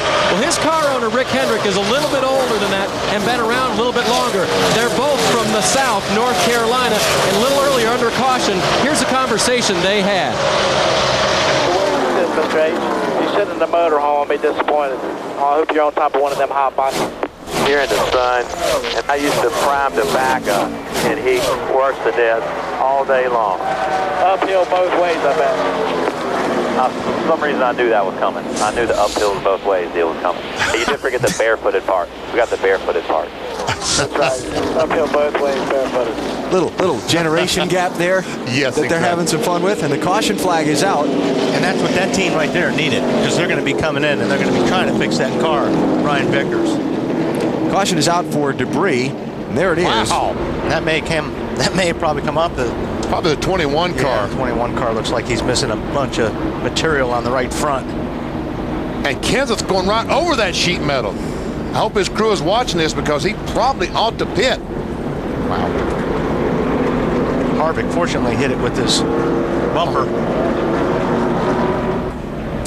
Pit road will be open, and we'll see if Matt Kenseth takes advantage of that. Ricky Rudd is taking his car behind the wall. He came onto the pit road as soon as the caution came out. You see the right rear tire is pretty much shredded on that car, and probably those bits of metal are the crush panels that form the wheel well up underneath the body. All right, how many cars are going to choose to come down pit road and give up track position? No takers so far. And Kenseth, no, here comes Kenseth. So let's see, 1, 2, 3, 4, 5, 6, 7, 8, 9 cars stay on the track. Everybody from 10th on back's coming in. Marty? Well, Matt's main concern during that whole run is whether he had any damage from making contact with Brian Vickers. There was no damage. Robbie Loomis reported him. His car is just a little bit tight. They make an air pressure adjustment, a pound on the right front tire. Kevin Harvick's car is handling very well. The problem for Harvick, his oil temperature has shot way up. They took tape off the grill last time, trying to keep that oil down. Dave? 6 car of Mark Martin on and off of pit road, Marty. They just wanted to top off with fuel. Mark Martin said the car is good now. Bill? Well, Greg Biffle on pit road, all bashed in on the left side. They were hoping it was going to cure itself, but it wouldn't. So now he's on pit road under the caution, looking to pull that sheet metal away. Also have to do some work on the hood, because the hood is also rubbing right in there, right at the hood pin. So they continue to work on Biffle's car. Disappointing day for a disappointing season for these guys. How's that left front, look there, Bill? I mean, we can't really see it from this angle. Is it really damaged? Yeah, it's not what you'd want, Wally, believe me. Yeah, but they're very fortunate they got the caution. Well, it's a long race to go. Still 227 laps left. Plenty of time for the team to fix the damage, try and get their track position back with a little strategy. Third caution of the race is out here in Chicagoland. Here's why the caution flag's out at Chicagoland Speedway. That's Ricky Rudd coming at you and scattering things. Tire comes apart and just rips out the inner panels in these cars and just littering. Yes. And some of these cars driving through where all that debris is did not pit under this caution. We'll see. We'll see. Matt Kenseth did pit, but here are the 10 who did not. Tony Stewart, Jeremy Mayfield, Elliott Sadler, Jeff Gordon, Casey Mears, Scott Riggs, Jimmy Johnson, Jamie McMurray, Rusty Wallace, Terry Labonte. Those 10 did not pit as we go back under the green flag. And Casey Kane came out of the pits first. He only added fuel to the number 9 car, and a wedge adjustment. Felt like he needed an adjustment. 3 wide. Jimmy Johnson underneath Riggs and Casey Mears in the 41 and almost pulled it off. That was for 5th place. Up ahead, Jeff Gordon around Elliott Sadler to pick up 3rd. And now Jimmy Johnson and Casey Mears. That 41 car, Casey Mears, he gets around this place very good. Yeah, he had a great race here last year and then got caught up in an incident late in the race and didn't get a decent finish out. He's been good in practice, qualified well, so he's got to watch. See Scott Riggs, the 10 car. Rusty Wallace was able to get under and get by. Here comes Terry Labonte, the 5, trying to get by. That's going to be for 8th place. Two-time champion Labonte in the 5, trying to double up on the weekend after his son won the NASCAR Busch Series race here yesterday. Terry, on the first caution when all the leaders pitted, stayed on the track for a couple of laps to collect bonus points. If you're new to NASCAR, you get 5 bonus points towards the championship if you lead a lap during the race. So he did that, then he pitted, which put him at the end of the line for the restart. So now when all these other guys pitted in front of him on this caution, they stayed out, and it gets him some track position back. Casey Kane made the pass on Riggs on the outside. Look, that was pretty strong. It was strong. As a matter of fact, he almost got the outside retainer. He did. There's Casey Kane in the 9 car, driving for Ray Evernham. Started second. And speaking of second, Casey's teammate Jeremy Mayfield in the 19, just overtaken by Jeff Gordon. So put Gordon with 4 fresh tires. And some adjustments. And some adjustments in second place. Can he run down Tony Stewart? As long as he didn't run over anything when that stuff came off of Ricky Rudd's car before. Jeff Gordon trying for another win. He's been on you might say a little bit of a hot streak lately. Yeah, slight. He's only won 2 in a row. Yeah, that's all. Right in the thick of the fight for the NASCAR Nextel Cup Series Championship. He's 3rd in points. Well in position to qualify for that chase for the championship come this fall. Gordon is 2nd and a half behind leader Tony Stewart. And time now to take you through the field. It's our Visa through the field. Tony Stewart is the race leader. That's where we start off. Here's Matt Yoakum. Tony Stewart doing what he's done in the past 2 races here in Chicago. Out front, yarding the competition. His car, even after the 2-tire change and the wedge adjustment, still a tick on the free side, Bill. Jeff Gordon's car before the race was set up for tight conditions, but it's still been loose since the green flag. Under the rolling pit stop, tire pressure adjustment and a wedge adjustment. Gordon up to 2nd. He's okay when he's behind traffic, loose in 1 and 2 when he's in front. Marty? Bill, remember Jeremy Mayfield on the first stop took no tires, fuel only. That got him the track position he needed. He started 19th as he tries to go, or does go around Jeff Gordon. And so he's on the tires he started the race with. The car is just a little bit tight right now. Behind him, the 38 of Elliott Sadler, actually behind Jeff Gordon. His car has been just a little bit tight all day long. He told the guys, you did an excellent job yesterday. The car is just where we need it. A little bit tight, not too bad, Matt. Before the last stop, Marty, Jimmy Johnson told Chad Canals, we are 1 small adjustment away from being very, very strong. They made a wedge adjustment, 4-tire change. Meanwhile, the other Casey Mears is having a great run today in the 6th position. His car on the tight side, but he tells his team it is quick, no adjustments, right side tires on his last stop, Dave. Matt, Rusty Wallace was pretty happy with his race car. On lap 18, they changed 4 tires and made no changes, but 1 lap ago, Rusty radioed his crew and said, too tight. Bill? Rookie Casey Kane chasing his first Nextel Cup Series wins. Stopped for fuel and a wedge adjustment only under the last caution because the car is tight through the center and off the turns. Terrible start for Terry Labonte in the 5 car. Out to lunch was the report. Under their first stop, they took a rubber out, made an air pressure adjustment, track car adjustment, and wedge. Dave? Mark Martin made a prediction on the lap 18 pit stop. He said this car is going to be a lot better once it gets to biting the track later on. Well, I think it's biting because they came down, took fuel only when he came down on that last caution. He's still very happy with the handling. Alan? And I'll tell you what, he's also pretty fast right now in traffic. He's probably one of the fastest cars out there. Speaking of fast, Tony Stewart is yarding. That was a phrase Matt Yoakum used, right? He's hitting a home run right now. He has opened up a 3 3/4 second lead on 2nd place Jeremy Mayfield as a new 3rd place runner, Jimmy Johnson. Jeff Gordon still struggles in the 24 cars. He gives up another spot to 48. Let's keep our visa through the field going to 11th place runner Scott Riggs. Dave? Yeah, Scott Riggs was one of those cars that decided to take 2 tires on that lap 18 pit stop for track position. His car was a little bit tight from the center off. He picked up 3 positions early in the race, but has fallen back just a little bit with those 2 tires.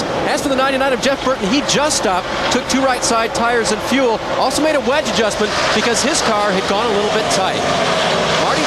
Dale Jarrett has said very little on the radio. He started 29th today. His car is up to 13th position. He is very happy with it. They made no changes on the first stop and took 2 tires only. Right behind him, Joe Nemechek. His car was terrible early. Very, very loose for Joe Nemechek. He went 2 rounds down the track bar. They also made a wedge adjustment, and now they're out on the track running a lot better right now. Bill? Marty Sterling Marlin stopped on lap 40. In car 40, they adjusted the left side tires, added some gas, took the rubber out of the left rear tire. He was in 17th then, hanging around the same spot now, tight on the exit. As for the 8 of Dale Earnhardt Jr., well, let's let them tell the story. I want to go in the corner harder and wider out. I want to stay out longer so I can make the middle quicker, but I can't because it's so loose in. If I could drive it in far straight, but then it pushes real bad in the middle. It's just like just diving in the corner. Dale Earnhardt Jr. is fighting to get a handle on these tires. He has trouble at this track. Obviously, also had trouble earlier this year at Las Vegas. Marty? Bill, Matt Kenseth with those 4 fresh tires that he got on lap 39, trying to make his way through the field. The car has just been a little bit tight all afternoon. Matt has run very well at this racetrack. He told the guys on that last run, fix me here, and we can make some progress. Matt? All day Saturday, Marty, Bobby Labonte fought a balance issue with his race car. It would be way on the tight side or on the opposite of the spectrum, way on the loose side. They have slowly dialed it in. He has worked his way inside the top 20 with a wedge and air pressure adjustment. Bill? Dave Blaney having a good run coming off the finish last weekend at Daytona when he came home 15th. Currently inside the top 20, trying to get a top 15, top 10. Matt? The 41, Casey Mears on pit road. Water had climbed to over 250 degrees. The reason, some debris on the grill. It looks to be a tear-off off of another race car.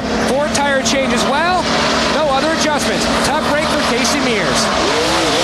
Yeah, he was 6th when he peeled off and came down the pit lane, Matt. And he's going to lose a lap with this unscheduled stop. Tony Stewart is the race leader. 3.7 seconds up on 2nd place Jeremy Mayfield. We were getting that report on Dale Jr. listening to the radio conversation between he and his crew. And Wally, your eyebrows shot up instantly. Yeah, I know exactly what he's going through. What he's going through is when you go down the straightaway, you want to stay way up against the wall and arc the car in. So watch as we go down into turn 1 here. We're in the tri-oval. We want to go to turn 1. When your car is loose in, if you stay out and turn right here, the car wants to get loose. So you're afraid to turn the steering wheel. So what you have to do is, like Dale was talking about, you have to drive the car straight in and not turn the wheel. When you do that, it gets you to the center and it makes the car push. So he is driving to try to adjust to the car. In other words, the car's loose and he's changing his line to make the car tight. And that's what really makes great race car drivers and average race car drivers. A driver that can change his line throughout the race to make his car go faster. Not change the car, just change the way he drives it. Dale Earnhardt Jr., after starting the race in 25th position, is up to 16th now. And trying to hang in there, obviously with some work to do still to get that car's handling to his liking.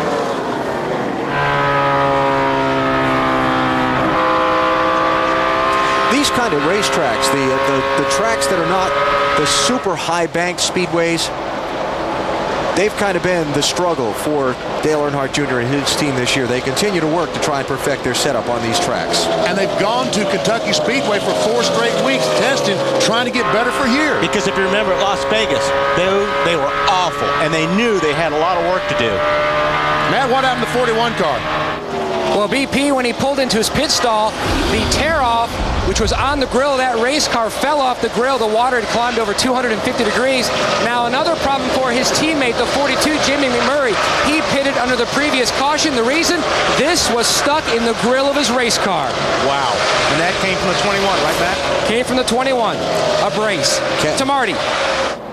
As we were going through the field, I was following the trials of Kevin Harvick. He radioed to his guys, said we have a tire going down. I don't know which one it is. He was running 15th at the time. He hits pit road running 25th. They not only have the oil problem, the oil temperature was up to almost 300 earlier today. Now they have a tire go down. They have to pit out of sequence. The two-time Chicago winner down here early.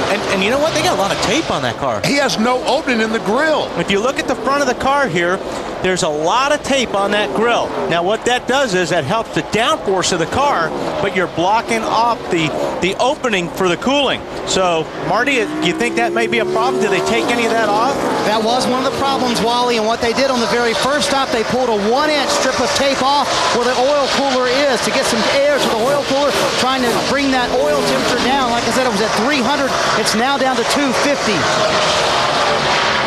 All right, so we'll continue to follow Kevin Harvick, another one of those drivers toward the backside of the top 10 in the championship standings who have had troubles today. Ryan Newman and Kurt Busch already in the garage area with troubles. Check it out right now. After Harvick makes that unscheduled stop, Casey Kane has moved to within 6 points of 10th. Mayfield only 37 back. Mark Martin only 65 out of 10th. And Casey Kane was 111 points from 10th place starting today's race. Tony Stewart with a big lead after 100 miles here at Chicagoland Speedway.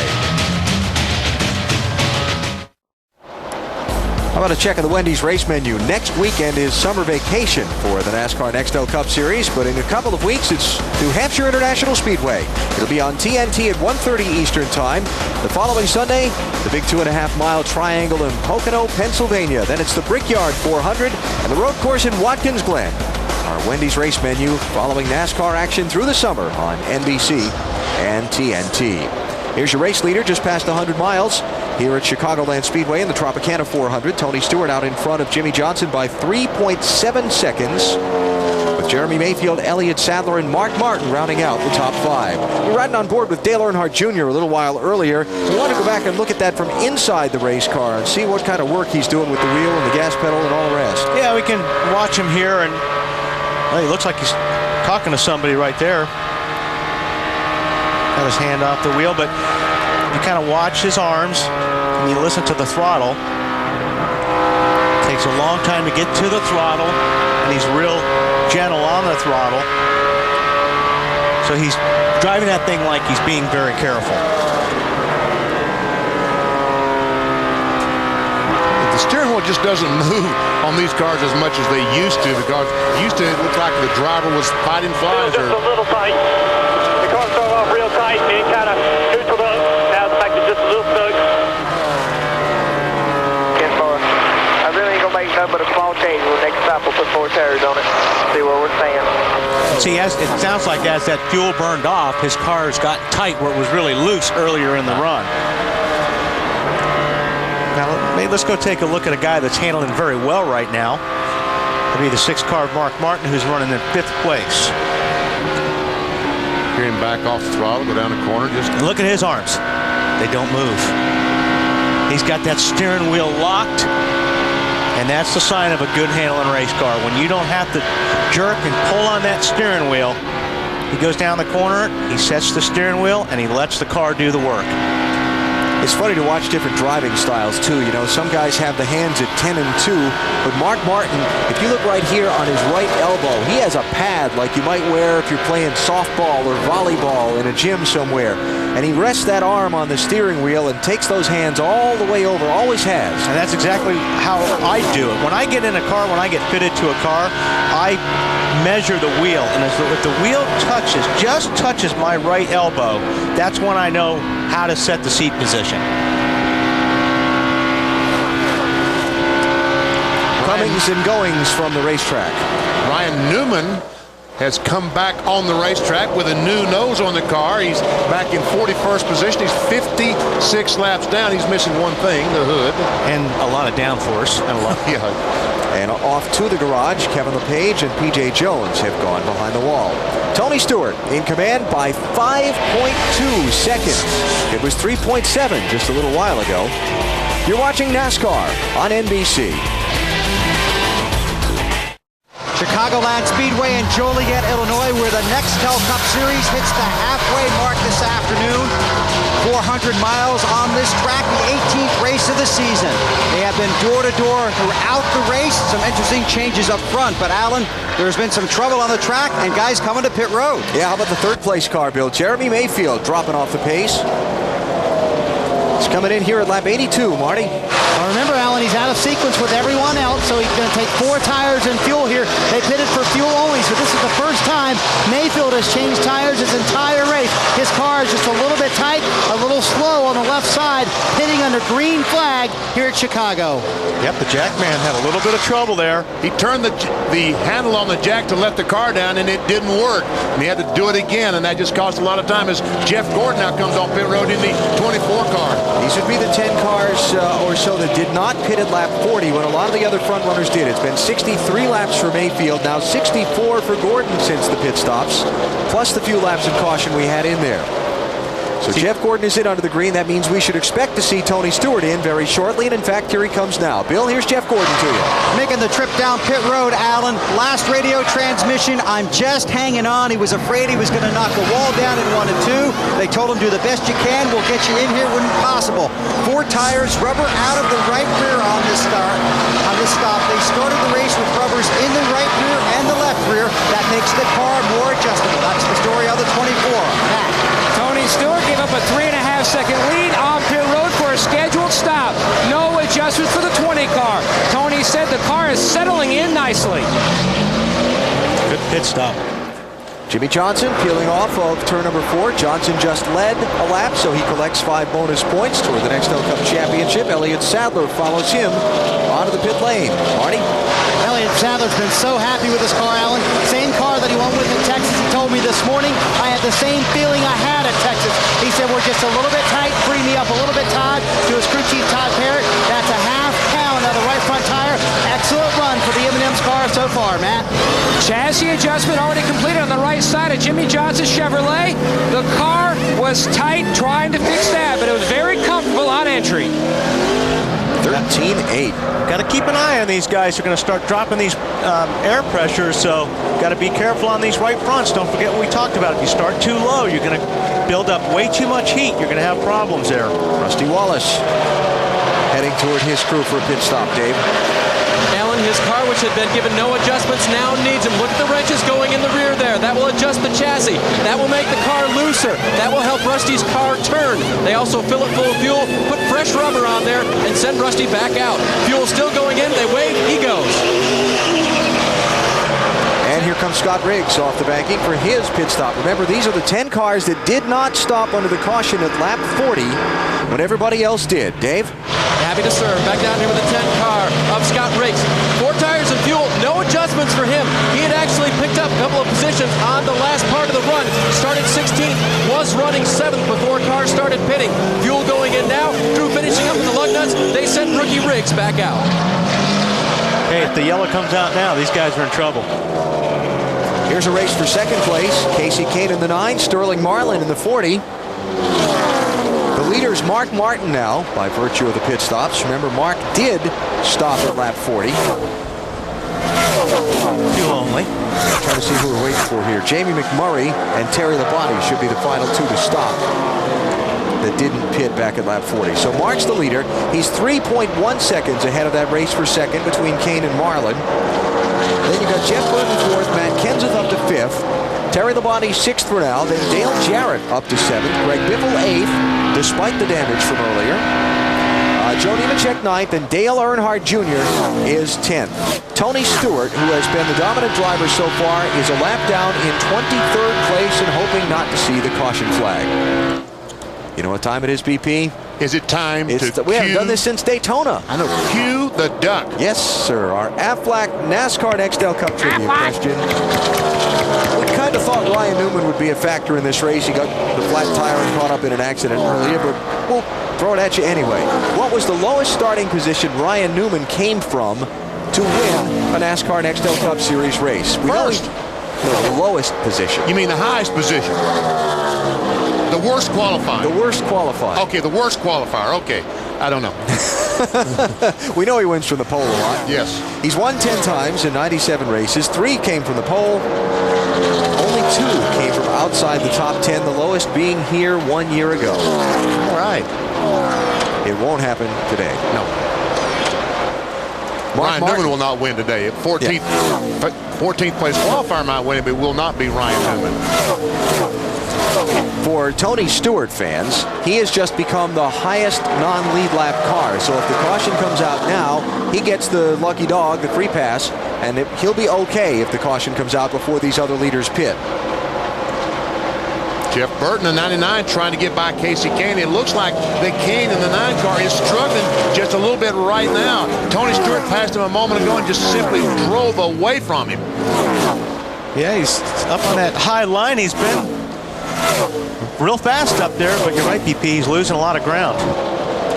Mark Martin is the race leader, 3.8 seconds up on Sterling Marlin as we close in on 150 miles at Chicagoland Speedway today. Mark seeking his second win of 2004 and a spot in that chase for the Nextel Cup Championship.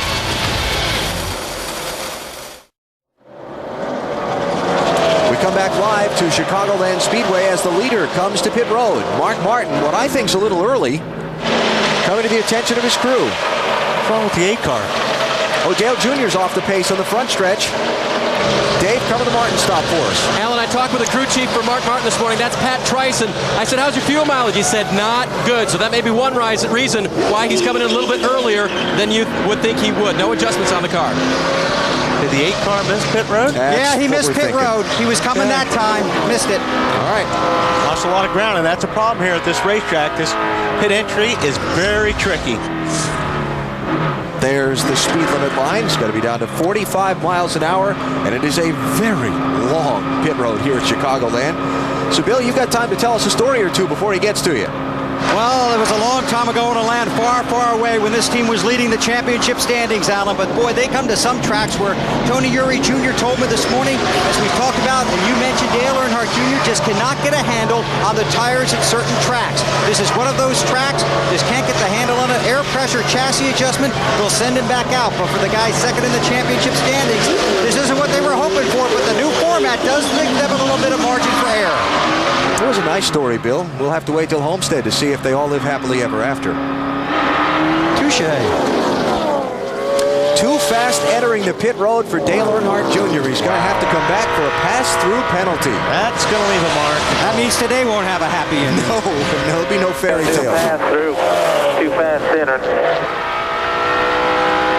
And Wally, as you said, that is a problem because these guys are coming through that turn at 160, 70 miles per hour, and they've got to slow down to 45 miles per hour. It's almost an impossibility. Right. Watch the line. There you go. Right there is the line, and it is. You're right, BP. It's tough to get these cars slowed down, period, let alone where that line is. So he's got to come down pit road at pit road speed. He doesn't have to stop, but he's got to make a pass-through down pit road. Don't come in the box. Keep going. That's right. Don't stop. Just keep going. But at 45. It feels like you're crawling. Well, at 45 compared to 185, you are. Marty Yates on pit road, Marty. Yeah, running in fifth, BP, having a terrific day right now. A little bit tight on throttle, he says. They go half a round down in the right rear wedge bolt. That should loosen his car up just a little bit. Nice stop for the 88 bunch, 4 tires. Dale Jarrett started in 29th spot. He's worked his way up toward the top 10. Matt Kenseth is now the race leader as these cycles of pit stops continue. You've got Casey Kane in, Sterling Marlin, Michael Waltrip, Ken Schrader. Joe Nemechek is on pit road. Here come Brian Vickers and Bobby Labonte in for stops. Bill? Well, no time for stories this time, except to tell you that Tommy Baldwin said the 9 car of Casey Kane is a little bit tight, sliding up the turns just a little bit. No major adjustments, chassis adjustments, some air pressure adjustment on the 9 car. Also on pit road, the 40 of Sterling Marlin, working on that car to send Sterling back out, trying to keep pace with the leaders as the 9 takes off. Matt Kenseth, rather, on pit road. He was the race leader for a couple of laps. Dave Blaney is now out in front. Let's cover the Kenseth stop. Matt Kenseth was tight, Alan. What they do is they pull a spring rubber from the race car. That limits the travel of the spring inside the car. That should make his car looser. He also wanted a bag of ice and water. Said it's extremely hot inside the race car. It is very warm, humid day here in Joliet, Illinois today. These drivers getting a hot summer's workout. Blaney gives up the lead for his pit stop. That'll put Robbie Gordon into the top spot. Dave Blaney driving for Richard Childress Racing. His 4th race with this team after taking over for Johnny Sauter about a month ago. Ricky Craven also on and off pit road from a stop. Bill? And Dave Blaney pulls that car to a stop. They go around to the right side. Blaney trying to make an impression not only on the fans, but also on his car owner and his team at Richard Childress Racing. Chassis adjustment and air pressure adjustment trying to make the 30 of Dave Blaney a little better here at Chicagoland. Quick stop, he's on his way. Penalty call has been made on Ricky Craven for too fast exiting the pit road. He'll come through for a pass-through. Man, you hate that. And the leader is Robbie Gordon. Once he stops, the lead will go back to Tony Stewart. So we'll cycle through the pit stops without any caution flag damage to some of the guys who had to stop earlier. And that pretty much puts everybody back on mostly level ground as far as fuel mileage. But it appears that the guys who stopped a little bit earlier, like Jeremy and those guys, are a little bit at a disadvantage, it seems like. Because whoa, look out. Locking it down. Guys like Casey Kane and these guys are really fast right now. So just being out of sync that much. Just being out of sync that much, I think, is going to hurt them in the long run. So Tony Stewart is now the race leader as Robbie Gordon brings the singular car to his crew. I'd say they were going to try and dial up some chassis adjustments, but that would be... Yeah, he's still a little tight, Alan. Good call. Chassis adjustment and some air pressure, but the 31's still a little tight. And I think Robbie's going to lose a lot of time because he stayed out there a long time, Bill, and his times were really, really slow. So he lost a lot of track position even before he came down pit road. That's the thing, that with the tires that they're using this year in NASCAR Nextel Cup Racing, the advantage of the fresher tires, I was thinking about Mark Martin's pit stop and how he was kind of maybe 5 to 8 laps early on his stop, but once Tony Stewart came in, he didn't have much of a choice, did he? It forces your hand, it really does. Did something just happen to the 20 car? Because he was right behind the 18 of Labonte, and now Labonte is several car lengths in front of him. Okay, let's see what happened. It's John Andretti in the 1. Blink. Oh, man. That to me looked like he got a little bit angry with John and drove into his door. But, you know, if he knocks that right front fender in, we talked about just how important the downforce is here at this racetrack. Well, keep an eye on Tony's lap times.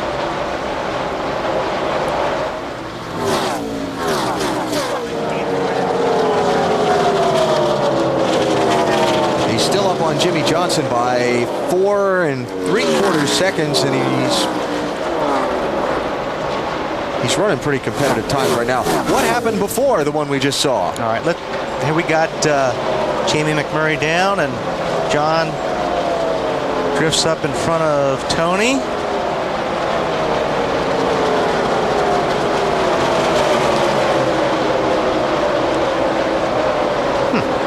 I don't know. I don't really see anything there. It looked like Tony was just trying to get out wide, as you talked about a moment ago with Earnhardt Jr., to make that entry in really wide. And pretty tough to do when you got a car on the side. Yeah, that's right.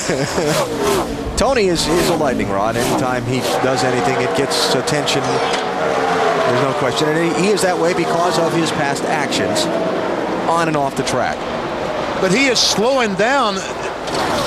I just think he's slowing down, that he's not as fast as he was before. I don't know. If he knocked that right front fender in, BP, you know how important that is. I don't know if he was further up on the one car when he did that, but if he hurt the integrity of that front fender, that is so important at a racetrack like this. But I don't see any. I don't see any damage.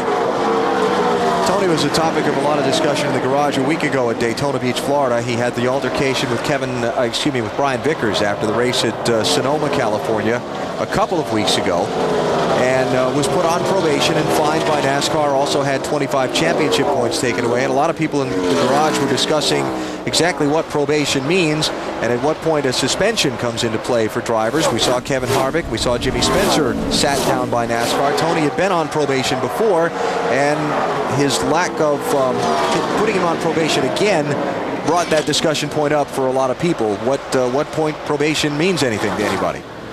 Yeah, I don't know what probation means. I think, you know, you got to get to the point and find out where's the line. What did Jimmy Spencer do and Kurt Busch do compared to what Tony Stewart do? I mean, if you go through the window at somebody, as far as I'm concerned, that's where you need to draw the line. I mean, I'm glad Tony shows his emotions. We've got enough guys, I think, that are robots in this sport. I think it's great that somebody comes out and he's aggressive and he wears his emotions on his collar. But that, you know, where you draw the line on how NASCAR calls them and sees them, I think we need to get to a point and say, okay, if you do this, no matter what, then you sit out a race, because that's the only thing that's going to get a race driver's attention. If you can find me and you can take some points away, but if you make me sit home and watch one of these races, it's going to get my attention. And what really concerned me about that whole situation was NASCAR's credibility, because after all, that's all they sell is credibility. And they've taken some hit this year. You know, the new point system, Rockingham, the race going away. Only one race now in Darlington, South Carolina. So some credibility issues. Just be consistent. But, you know, I talked to Mike Helton this morning, and I told him I was going to say, you know, that people have a problem with your credibility. He said the reason that we did not suspend Tony Stewart was on the Jimmy Spencer thing. We had Jimmy Spencer and Kurt Busch in our trailer previous times before that saying, guys, you've got to leave each other alone. You got to stop doing this. Otherwise, we're going to have to step in. And finally, when Spencer took a punch at Kurt Busch, they had to suspend him. That was Mike Helton's story. But again, I think they've really injured their credibility with a lot of fans. And that's a good story, but nobody knows that story. So they're going to take the hit. You know, so, I mean, there's a lot of things that go on behind the scenes that people don't see, and that's a classic example. But I think there's a point where if you go in somebody's car after somebody, that should be a no-no. Richard Petty said a couple of weeks ago, he said, hey, we used to get in each other's faces all the time. There just weren't any of you press people around to know it. Well, they're here now, and they do know it, and it changes the code of conduct for drivers after a race. Tony Stewart is leading 4.5 seconds on Jimmy Johnson.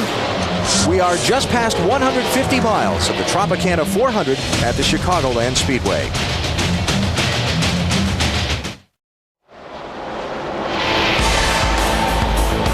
NASCAR Nextel Cup Racing from Chicagoland Speedway is brought to you by Discover Card and their new Cashback Bonus Program. It pays to discover. By Viagra. Ask your doctor if Viagra is right for you. By the next Ford F-150 2004 Motor Trend Truck of the Year. And by Fram Air Hog High Performance Air Filter. Fram. Hog the road. And we come back to the Chicagoland Speedway just as the caution flag comes out. Troubles for Ricky Craven. Tide ride, blow up. Puff of smoke. And in one more lap, Jeff Gordon would have been lapped by Tony Stewart. What a lucky break for Gordon. The caution unlucky for Dale Jarrett, who had just come onto pit road for an unscheduled stop. Report is he had a cut tire. He's back in 29th, now 2 laps down. And caution also was kind of unlucky for Dale Jr. because he's not the first car 1 lap down after his pass-through penalty, and he is trapped back in 28th position, 1 lap down. It's like the Lucky Dog Award winner is going to be Ward Burton. You would be correct, BP. So once the leaders come to pit road, he will be able to pass the pace car and come around as we join the end of the lead lap. Get his bone. Yep. His big old bone. So we're at 120 laps of 267, and Tony Stewart's crew will get a chance to look at those right side fenders and see if he creased them any with the contact between he and John Andretti. I don't think that was, I mean, I really think that when you see a car get out in the open, when you get them out front, they pick up 2 or 3 tenths of a second. When they're around other cars, they lose that 3 tenths of a second because of the arrow. And he was in heavy traffic. And he was in traffic at that time. So I think all these cars will probably now change 4 tires, and we'll see if his crew can get him back in front. If they can't, I think you're wrong. Those cars. What do you think? I think you're wrong. You don't think they're going to change all 4 tires, Bill? I just think you're wrong.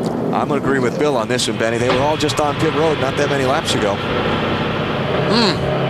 Next, except on the West Coast on NBC, live U.S. Olympic trials. It's Maurice Green before defending his gold from Sydney, challenging America's best in the men's 100-meter final. Plus, world record holders Michael Phelps and Natalie Coughlin continue their pursuit of Olympic glory at the swimming trials. For Olympic coverage, the sports and athletes, log on now to NBCOlympics.com. Okay, here comes Tony. Leaders come to pit road along with the lap car of Ryan Newman. Ryan Sadler's going to reach his pit first among these cars. Marty? And he's in fourth place. And scary enough, Alan, I think they're listening to Wally, or at least Wally got it right. They're going to put the air pressure back, worried about going too low on that right front air pressure. They go down or up half a round on the track bar, trying to loosen them up. Dave? Mark Martin still moving the steering wheel very little, which means no changes on his car. It's handling perfectly. 4 tires and fuel. Remove the windshield tear-offs. Matt? Service has already been completed on Tony Stewart Chevrolet. He needed to be tightened up a tick on entry to center to help on the takeoff, Bill. Sterling Marlin already away. Benny, he took 2 tires and fuel. That car is good. Watch the 40 of Marlin. All right, we got our eyes on him, but Tony Stewart is right behind him with 4 tires, Bill. Hey, Bill, I want to be riding with Tony, I believe, on this race. Yeah, I do what do too. you think? I do too. We'll put you in the 40 car, Weber. Bill, let me get you to go check. You're not driving, are you, Wally? Yeah, that's true. Let me get you to go check Casey Kane, Bill, because I think he got 2 tires also. I know his teammate, Jeremy Mayfield, also got just right side tires. So somebody else might have taken 2? They might have. Yeah. And a long pit stop for Jeff Gordon. Yeah, and that's because he just said the last transmission from him, this car is really bad. I'm driving sideways. Not very happy going for his 3rd consecutive win. Again, as we told you earlier in the race, they started out with a tight setup, but it's been loose all day. They continue to battle it. Don't count those guys out just yet. We're not even halfway. Jeff Gordon rejoining the chase, and the race leader off pit road looks like it's going to be Casey Kane. We'll reset it for you when NBC Sports returns to Chicagoland. Just about to the midway point of today's race at Chicagoland Speedway on a partly cloudy, very warm, muggy afternoon. Some impressive hardware as part of the pre-race festivities. And an impressive start for Casey Kane as he and Jeff Gordon traded the lead in the opening laps. Lap 19, first caution, Ryan Newman and Kurt Busch. You ride with Kurt. Left rear tire on Newman's car goes flat. He spins up in front of Kurt Busch, who has nowhere to go except into the... We ever talked to 2 of the drivers in the top 10 in the Nextel Cup Series Championship. The restart from that caution, things went kind of ugly for Greg Biffle and Brian Vickers. See Biffle with the left front fender rubbing the tire, and the damage to the hood as well. Now ahead to lap 40, Ricky Rudd blows a tire, leaves debris on the racetrack. Caution is out. Most of the leaders pit under this yellow. And it moves us ahead to lap 96. Green flag pit stops. Well, Junior started to make a pit stop, but missed. Pit road was running too fast to make the entry. And then when he came back and actually made his pit stop, he was speeding coming in, and he got a pass-through penalty, and that whole sequence kind of got in trouble. Yeah, put a little sour note on his day. 11 different leaders today, 4 caution flags.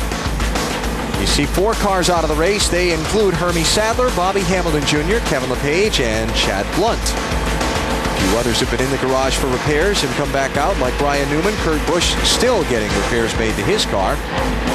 And that's what's happened so far through the first half of today's race. Sweeping up the track, so caution continues for a moment here at Chicagoland. We'll take a break. You're watching NASCAR on NBC. Oh, just as we come back to Chicagoland, that's the race leader, Casey Kane. He took fuel only on the restart, and he's got company in the big pile. Junior, the 8 car has crashed. Dave Blaney, John Andretti was involved. 4 tires, no tires, 2 tires. And Jeff Burton, the 99 car. You think somebody spun their tires on a restart? No, because Tony Stewart jumped up on the outside of Sterling Marlin and passed him on the restart, which was legal, but he might have made contact with the 9 car. Scott Riggs with damage. He was having a good run. Casey Kane took fuel only on his pit stop, got out front with the lead. His teammate Jeremy Mayfield and Sterling Marlin only took right side tires. Tony Stewart was the first one with 4 tires. He got an incredible jump on the restart to the outside. You see Blaney waiting for help. I'm interested to see what happened myself, Wally. I did see Tony get that great jump. He did get a good start. Let's watch here. Tony gets on the outside of the 40. I think when he goes up on the outside of the 9, or wait a minute, we'll see. But you know what? What caused that? You got a guy that's not on the... Wow. BP, there's a big fight in the 20 pit. Tommy Baldwin, a number of the Dodge guys came down to talk to the 20 crew members. NASCAR officials do have Tommy Baldwin. They are trying to break this up. Huge altercation down here in the 20 pit, guys. Man. Here's my point on this deal, guys. When some guys take tires, some guys don't take tires. If you don't have new tires, you can't go into turn one as hard as the guy that's got new tires. So Casey Kane went into the corner, but he couldn't charge the corner like Tony Stewart, who had the new tires. There we see Tommy Baldwin, the crew chief on the right, the light-haired fellow, the dark-haired fellow, Jim Pullman, the car chief. And it may not be over yet. No, doesn't look like it. That's the problem when you have the different tire deal. Jason Shapiro there, the NASCAR official.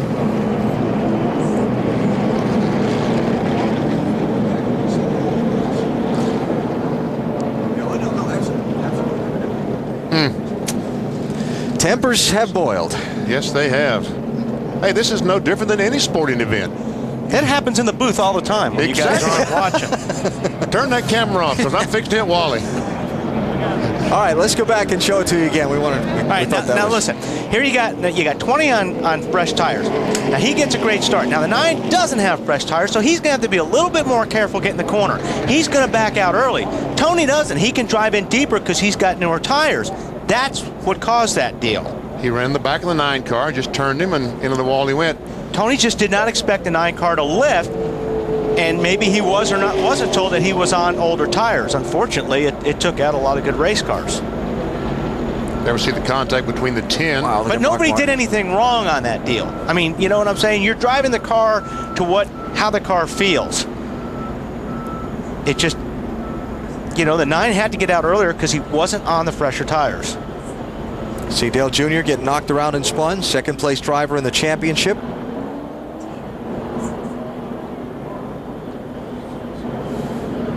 And once the 9 car comes off the wall, he leaves those other fellows behind him with no place to go. You know, we're talking about the guy that was leading the race spinning. On a restart with the whole field bunched up together. Fortunately, they weren't all up to top speed yet. Sure did a lot of damage not being up to top speed, though, as well. On board Dale Jr.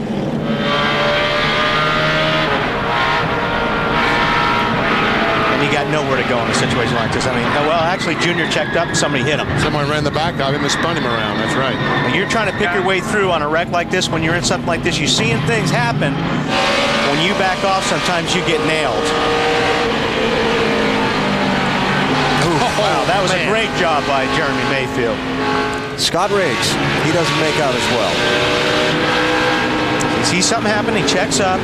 And in front of you. Checks up. Back her down. Oh, here and has nowhere to go. There comes a 30, which leaves him no place to go. Let's see.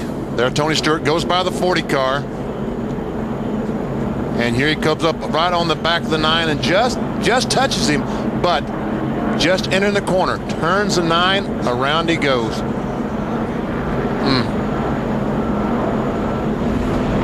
And you see Dale Jr.'s car on pit road for repairs, and Jeff Burton is already back into the garage. Dave Burns is with him. Yeah, a man who had a great car, was running the high line like you talked to Benny about, and then Jeff, what happened out there? I really don't know what happened. I just saw the 9 car sideways, and I don't know what started, and obviously got run into based on the way he was pointed, and then the guys behind me just didn't get checked up. You know, it's just one of those things. Nobody behind me did anything wrong. It's just it's just a big wreck. You can't see through these cars, and one thing led to another. Really disappointing. The Comcast score was pretty decent. We had a easy top 6 or 7 car, and just bad luck right now. How bad is the damage? Can you get back out?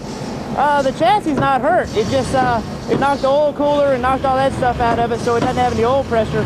I shut it off and I'm sure we didn't hurt the engine, but we got to fix the radiator and all that. The frame's not hurt, but the body and the radiator and all that stuff's tore up. You hear the work going on. Let's go over to Matt.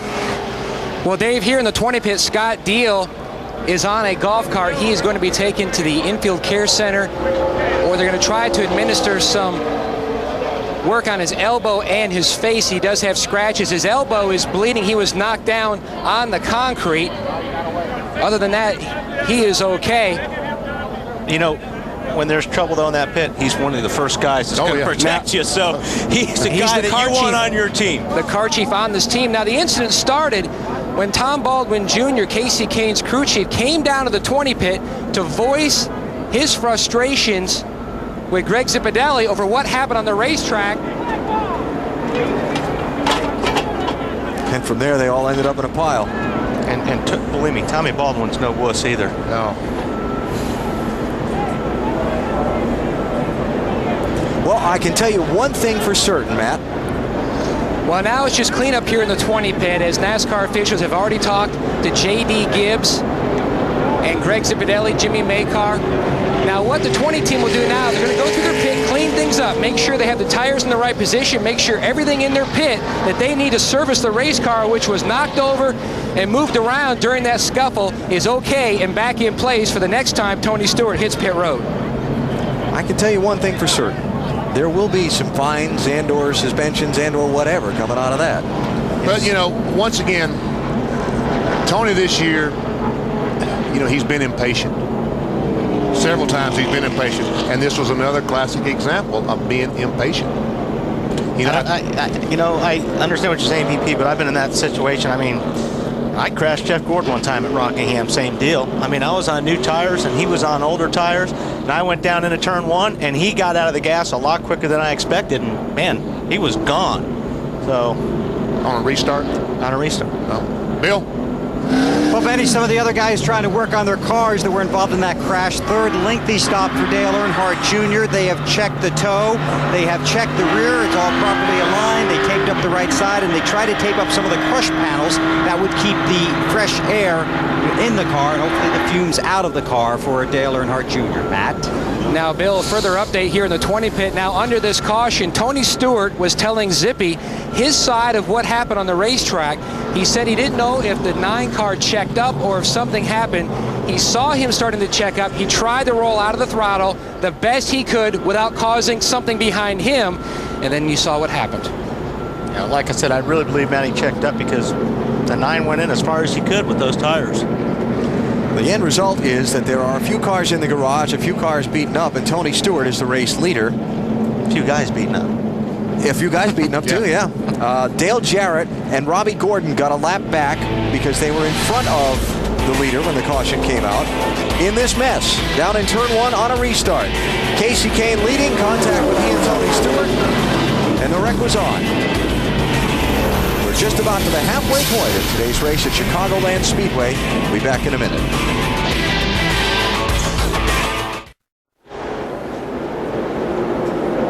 Those involved in the wreck.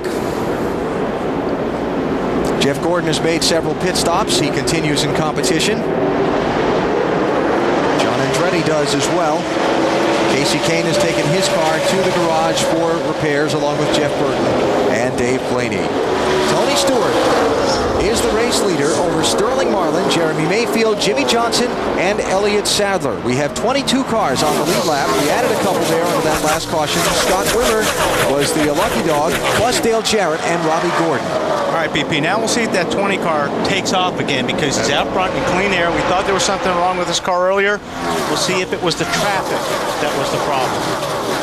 In the meantime, you got the guys in the back that are in traffic. Sterling Marlin, Jimmy Johnson back there. Remember that Marlin and Jeremy Mayfield only got right side tires on their pit stops there a little while ago. Casey Kane is with Marty Snyder. Casey, what happened? I just got the restart. Going through the gears, I was just shifting into 4th. My car got loose and hit the wall. I don't know if obviously the 20 got in the back of me, but you know I don't know what the deal is there. To do have a history, do you think it was personal or just racing? Well, you never know with him, but you know, I don't think he's.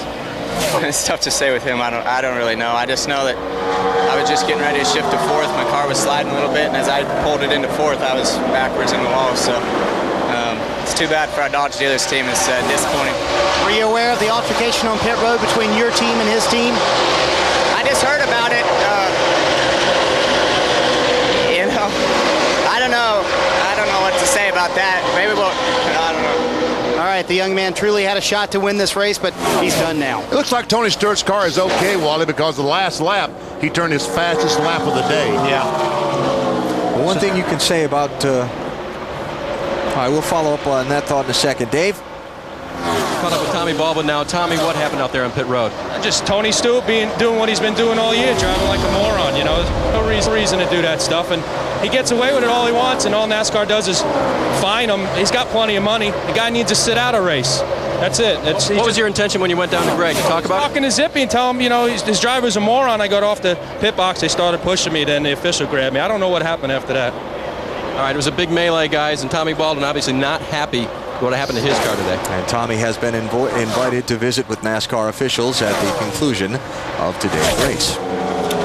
I guess we got to get it. Don't in basketball, isn't there a rule that the coaches can't leave the coaches box or the players can't? Sure, You yeah. can't leave your pit box, I guess. You got to come up with a rule. We got a third man in rule in hockey. You can't be the third man in the fight. Okay, well. Tommy and let's see, it was Marty interviewing Casey, referenced history between Kasey Kahne and Tony Stewart. And just to bring you up to speed, if you don't recall the history, this goes back to Darlington in the spring. Kasey Kahne, the 9, goes up. He thinks he's clear. Tony goes up and makes contact with Tony. Goes down the corner, and in my opinion, Tony deliberately spun out the 9 car. I'll go with you on that one, BP. And so that is, I think that kind of started things, the ball rolling. But I don't know. I just see this thing different. I just see that Tony Stewart has got a lot of steam, and all of a sudden that 9 car, whether he was shifting gears or whatever, slowed down in front of the 20 car. Oh, I don't think this was a punt, a deliberate thing here. No, I don't think that Don't see this as an intentional. I don't think Darlington had anything to do with just happening. But it happened. Well, but it happened. And the tempers boiled. Yep. And the results you saw. And by the way, Greg Zipadelli, Tony Stewart's crew chief, has been invited for a visit with NASCAR officials after the race, too. I'll stand by my earlier statement. There'll be some money cashed in later this week and some fines and other things handed out, too. Tony Stewart leading this race. The 41 car of Casey Mears is a lap down. He's the first car a lap down in 23rd position. The next car chasing Tony is that car, Jimmy Johnson, 2 seconds behind. And right now he's about as fast as Tony Stewart, running about the same speed as Tony Stewart. But Tony has a 2-second lead, just like you said, Alan. Maybe he's coasting a little bit right now. And Casey Mears is staying right with Tony Stewart. He's running very well right now. He's running great lap time, so he can get that lucky dog if the yellow comes out, or if he's lucky enough to pass Tony. Casey had to make an unscheduled pit stop at lap 118, which dropped him off the lead lap, which is the hole he's trying to dig out of now. How about Tony Stewart's team, Matt? Well, guys, to answer your questions about the race car before this caution, now Tony had never said anything on the radio concerning that contact. Basically what he needed help with, he needed the race car to be tightened up just a tick from the entry to center of the corner, especially on the takeoff, meaning when they dropped the green flag, the first part of the run. That's where he needed the most help, because he felt like he was giving up too much time before the car finally came in. But when he was having problems was later in his run, where Benny and I saw it looked like there may have been some problems after he had contact with John Andretti.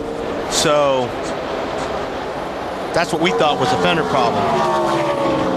And it could have been, just as we talked about, an arrow situation, getting up behind the 0 car aboard Burt, not being able to get by because of an arrow push situation. Well, they fixed it, Matt, regardless of whatever they did, because he looks like he's running pretty good right now off the bat. Tony's lead over Jimmy Johnson, 2.1 seconds at this point. As you look back. Now, see, I'm not sure if I was in Tony's spot, if I was just let that 41 go. But the problem is, if the 41 slows down, Wally, and it is an arrow push situation, he will not be able to pass him like he couldn't get by the 0 car aboard Burton. I think I'd get on my radio and I'd tell my spotter, listen, if I let the 41 go, he's going to have to go. If I get back to him, he's going to have to let me pass him. There's Jimmy Johnson, one of the Gillette Young Guns, as we update where those drivers participating in that program are running today. The first micro-power shaving system from Gillette, the new M3 Power. The new power behind the Gillette Young Guns. Johnson leading the charge for the Young Guns here in Chicagoland today. How about the 48 car, Matty? Well, earlier in the race, Alan, he was tight trying to get back in the gas. Coming up off the corner, they made an air pressure adjustment to fix that. He also has some left front fender damage. Jimmy says that is making the car tight. Damage in that jam up on the restart, I'm assuming. Don't know. Don't know, but Matt will tell us for sure in a second here, I'll bet. Doesn't matter. Damage looks like right there in the bottom, maybe the valence. The very bottom of the front air damage. See right there? What's happening? It's dragging the racetrack and it's drug it back. Yep. See right there in the right side of your screen, that valence is pushed backwards. That's not where it should be. It should be pushed out a little bit. Matt's double checking with Chad Canals for us to make sure where they picked that damage up, so we'll hear from him in a second. And you see Jimmy Johnson run this very, very high line. Matt, what are they saying? BP, it happened on that restart. Thank you, Matt. Appreciate the hustle.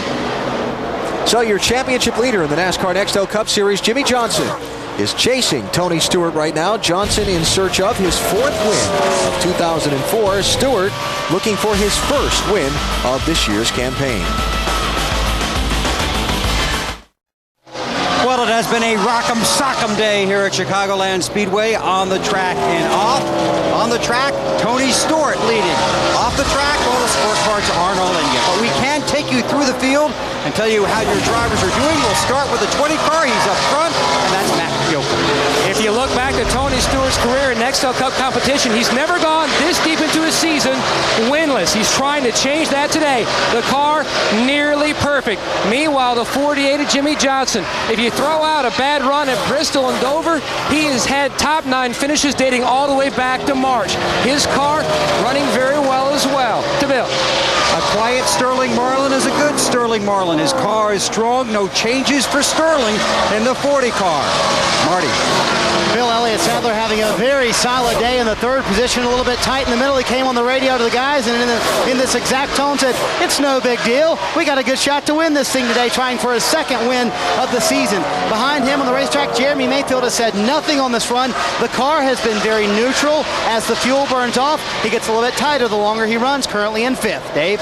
Rusty Wallace has been back and forth with the no change or slight change on his car. When he makes no changes, it takes a little time, but it eventually tightens up. That's what happened before the last pit stop. They made a slight air pressure change to get it looser. Bill?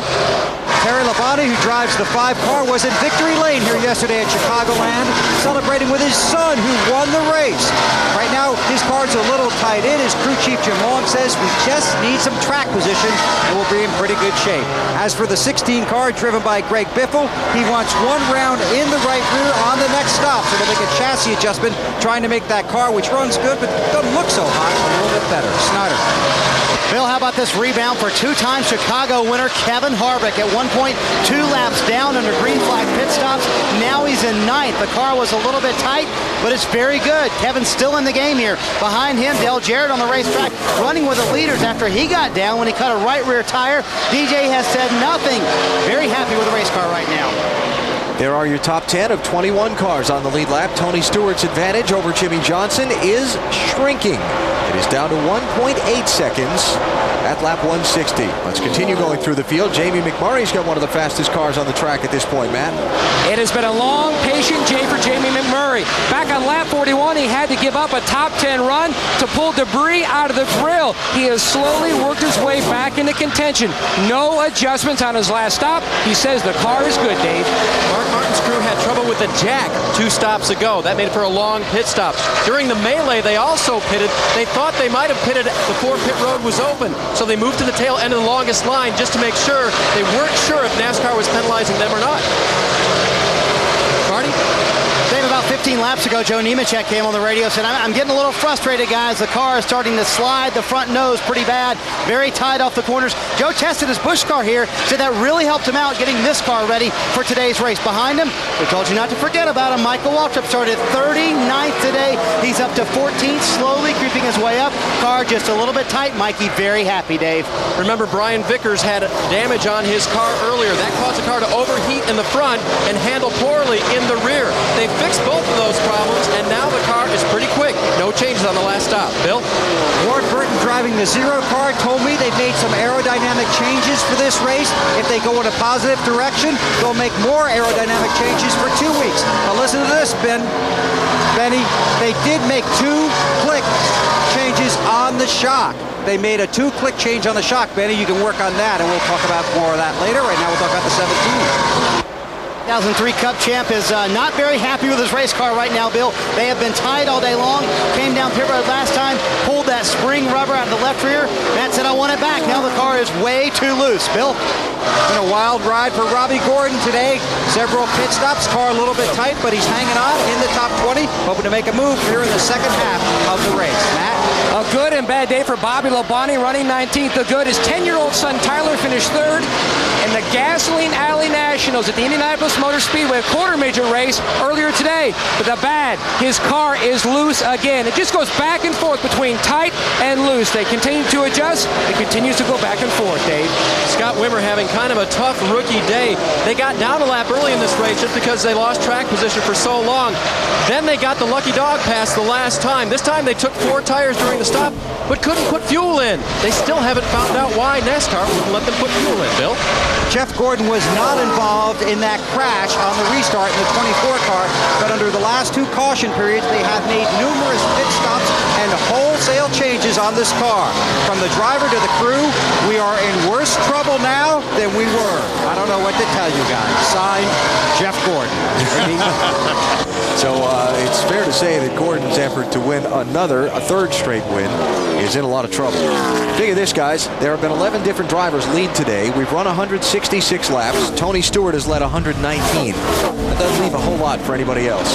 No, it doesn't. And now Tony's getting up with these other cars, Benny. So we'll see if this slows him down or if he struggles a little bit where Jimmy Johnson can make some ground up, because his car doesn't handle as well around other cars. He comes around Jeff Green. He got pointed by Jeff. But now he's going to run up on Jeff Gordon, the 24 car, who wants to stay on the lead lap. Let's see how much trouble he has getting by Jeff. The only problem is on the Jeff deal, he may be so loose, he may just let Tony go. That's true. He's in the championship. It's better than crashing his car trying to race him. All right. Second place, Sterling Marlin has caught Jimmy Johnson. And look at this Sterling Marlin run on the bottom of the racetrack. Looks like Tony Stewart. What's up with the 48, Matt? 48 can't hold him off, says the car is starting to get a little snug. They're expecting to pit around lap 185, BP. We've got a little time before those pit stops. We'll come back, see if Tony Stewart laps Jeff Gordon. May not have to wait even that long. All right, we're confident he's going to make this pass here in a minute. We'll talk about it when we come back to Chicagoland. Full house at Chicagoland Speedway, watching the caution flag fly over the Tropicana 400.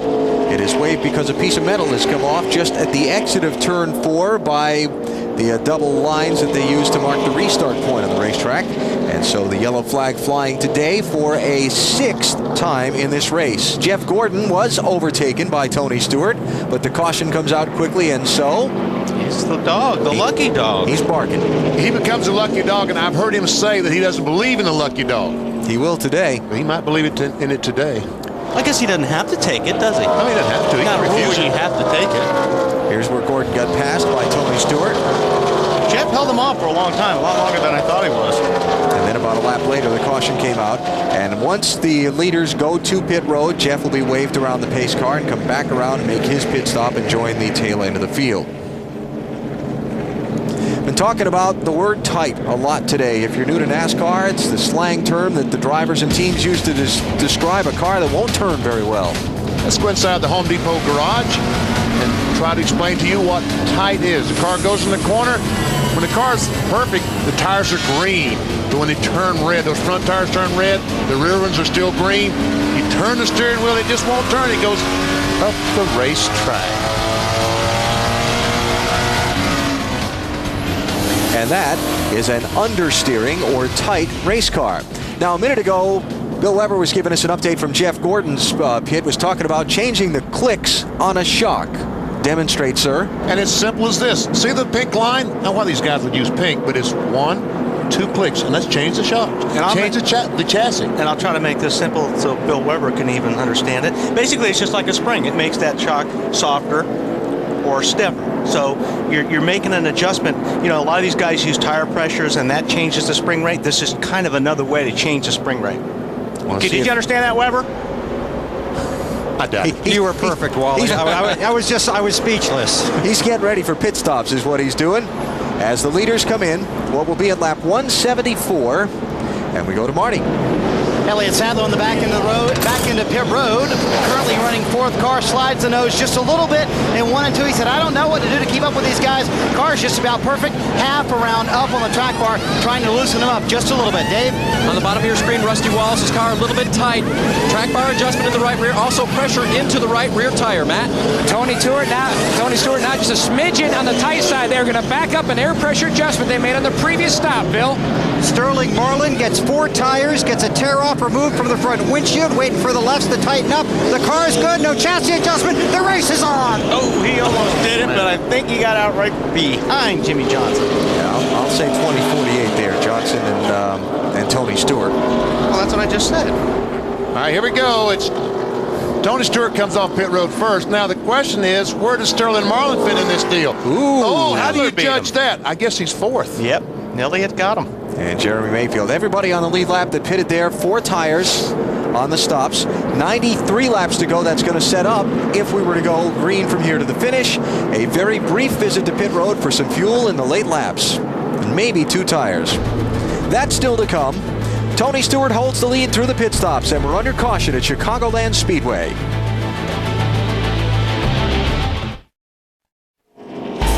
NASCAR Nextel Cup Racing from Chicagoland Speedway is brought to you by Nextel Coast to Coast Walkie Talkie. Nextel, done. By Budweiser, it's time for a fresh one. Grab a Budweiser, the race is on. By Napa Auto Parts. Napa, get the good stuff. And by Chevy, the winningest name in racing, an American Revolution. No racing next weekend, but in 2 weeks on TNT, we have a triple header of coverage for you. Bud Pole qualifying from New Hampshire on Friday, July 23rd, 3 p.m. Eastern Time. Saturday the 24th, 1 Eastern. It's NASCAR Busch Series Racing presented by Midas. And on Sunday, July 25th on TNT, NASCAR Nextel Cup Racing from New Hampshire, 1:30 Eastern. Coverage, of course, beginning with Discover Card Countdown to Green. Get a week off. We need it. Yeah, I know you've been working so hard lately. Yeah. We didn't want to overwork you here. Wanted to let you get back in the flow. Slowly. 90 laps to go on the restart. And 21 cars on the lead lap. Tony Stewart, the race leader, followed by Jimmy Johnson, Elliott Sadler, Sterling Marlin, and Jeremy Mayfield. Casey Mears in the 41 is the first car a lap down in 22nd place. Tell you what, every restart so far today, somebody has had a problem. It looked like the 88 had a problem that time on the restart. Jarrett restarted in 9th place. As we watch this battle, cars going in turn 3. Jimmy Spencer was not able to get up to speed quickly in the 4 car.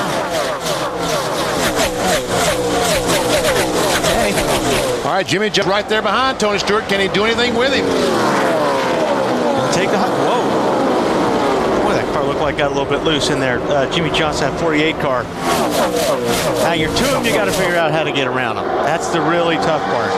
Tony Stewart's been working that bottom lane, so Jimmy's going to have to look at the high side to try to make a pass. And I tell you what, when you do that, when you move up the racetrack just a few feet, it makes that racetrack so much larger and turns the engine maybe a couple of 100 RPMs more than you're turning it. And sometimes these things will not run 400 or 500 miles. Jimmy Johnson, even if he finishes second to Tony Stewart today, going to gain some ground in the Nextel Cup Championship standings. Remember, Dale Earnhardt Jr. was involved in a wreck a little earlier, and Jr.'s running 22nd, a lap down. You know, another problem with that, BP, is your engine will peak out sooner because you're running more RPMs on the high side. So your engine will fall off quicker when you get down the straightaway. They make power up to a certain point, then they go flat. This is as close as anybody's been to Stewart for a while. Johnson looking outside. Here we go. Now he's looking inside. Crossover. He's got a fender. He's there. Still outside. Outside someplace, Tony Stewart in the 20 car has not been today. Jimmy Johnson. Are the man. Do it. New leader. And I think Tony gave him a little bit of a break there. Why? Well, because it was close coming off of that turn 4. And I think if Tony could have stayed in the throttle, he would have gotten that 48 loose. I don't think he wants any more of that today. I think he was pretty nice about that move because the 48 was sliding right up in front of the 20 car. Could have also taken his fenders off, too. If he stuck to the outside of Jimmy and Jimmy didn't know he was there. Yep.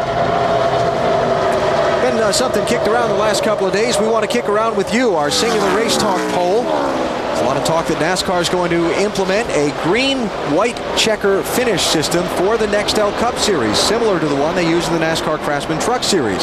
Certainly been some displeasure expressed by fans at a couple of tracks, races finishing under the yellow flag, and we want to know if NASCAR should change the rule in order to guarantee a green flag finish, like now, later this season, not at all, or next season. I think that's going to be an easy one. What the answer's going to be. I'm not going to sway anybody's opinion. Just vote your heart, folks. There are some people who would prefer not to change the rules of competition in the middle of a year. We'll find out. Don't try to sway these people. Let them vote their hearts. Let the people vote. That's right. That's why I wanted to just offer the options and see what the people feel. Okay. All right, we'll find out. $1 million. Wait a minute. Caught your eye, huh? Where's the phone? Jimmy Johnson gapping Tony Stewart by about a half a second.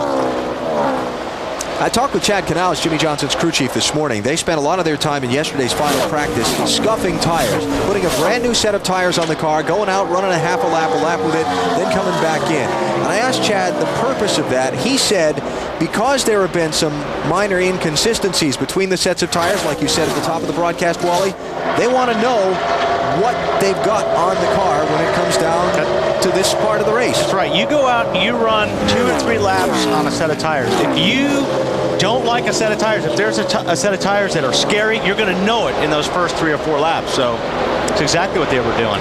About for 4th position between Sterling Marlin and the silver 40 and 19 Jeremy Mayfield. Mayfield has the measure on him now. And makes the pass. Terry Labonte joining the fray there in 6th position, Bill. And if you think Jeff Gordon was the lucky dog on the last caution, Terry Labonte was probably the lucky dog. This is the right front tire off of Terry's car after just 53 laps. You can see right here, Wally and Benny, all this rubber is gone. Terry couldn't feel it. The car was just starting to get a little tight. This was a scuffed tire when they put it on. A lot of talk about that here, as Alan was alluding to. So that's something we'll have to watch for in the closing laps of this race. Tire wear, a problem yesterday, and a question perhaps down the stretch here at Chicago. Sometimes the track can cause that. Sometimes the setup can cause that. Sometimes the tire. Sometimes a combination of all three. But Bill, what did they do to fix that? They took it off. What did they do to fix it for the next one? They made a chassis adjustment there, a wedge and air pressure adjustment. I'll double check with Jim Long to find out. Yeah, I was going to say the air pressure adjustment is what's going to do it. The reason that's happening, in my opinion, is that they're starting the tires down too low on air pressure. What that does is that builds the heat up too fast. When you do that with these tires, they separate, and that's a lot of it. Another problem, BP, is a control arm issue, but I don't think that's the issue here. I think it's pressure issue here. When I talked to the Goodyear engineers this morning, that's what they felt like the problem was a tire pressure situation where the teams, in trying to make their car handle, had dropped the pressure down too low. Right. How about Terry Labonte by Sterling Marlin into the top 5. He's chasing his Hendrick Motorsports teammate Jimmy Johnson, the NASCAR Nextel Cup Series championship leader.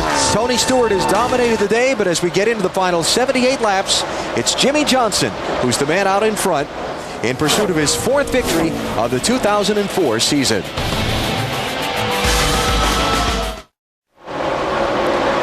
930 acres, 75,000 seats. The massive mile-and-a-half Chicagoland Speedway filled to capacity today for the NASCAR Nextel Cup Series 18th race of 2004. Tony Stewart has dominated the race so far, but the fans here right now seeing Jimmy Johnson lead into the final miles as we close in on the 300-mile mark.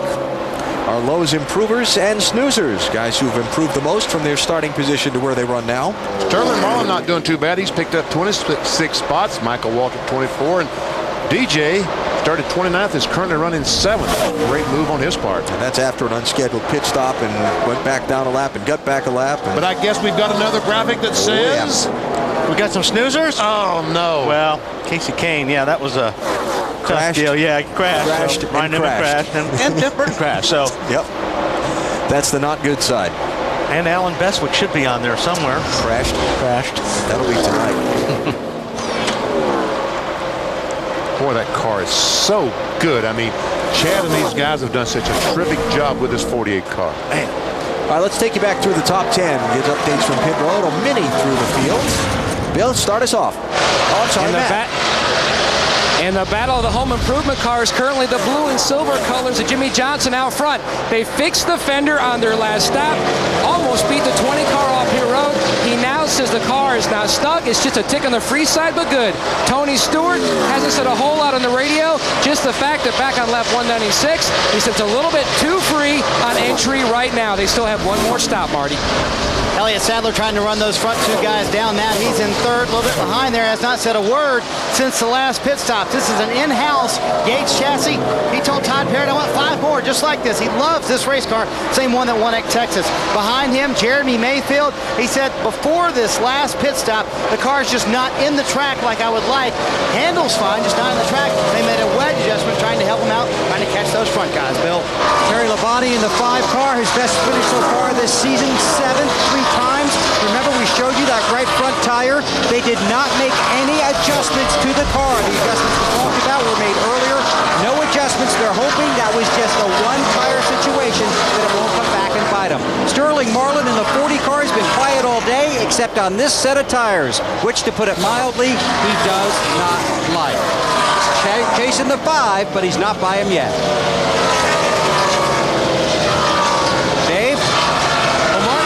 His troubles on pit road, still has a very fast race car. Actually lost a position on the restart back to 11th and has now passed 4 cars, and he's running down Terry Labonte.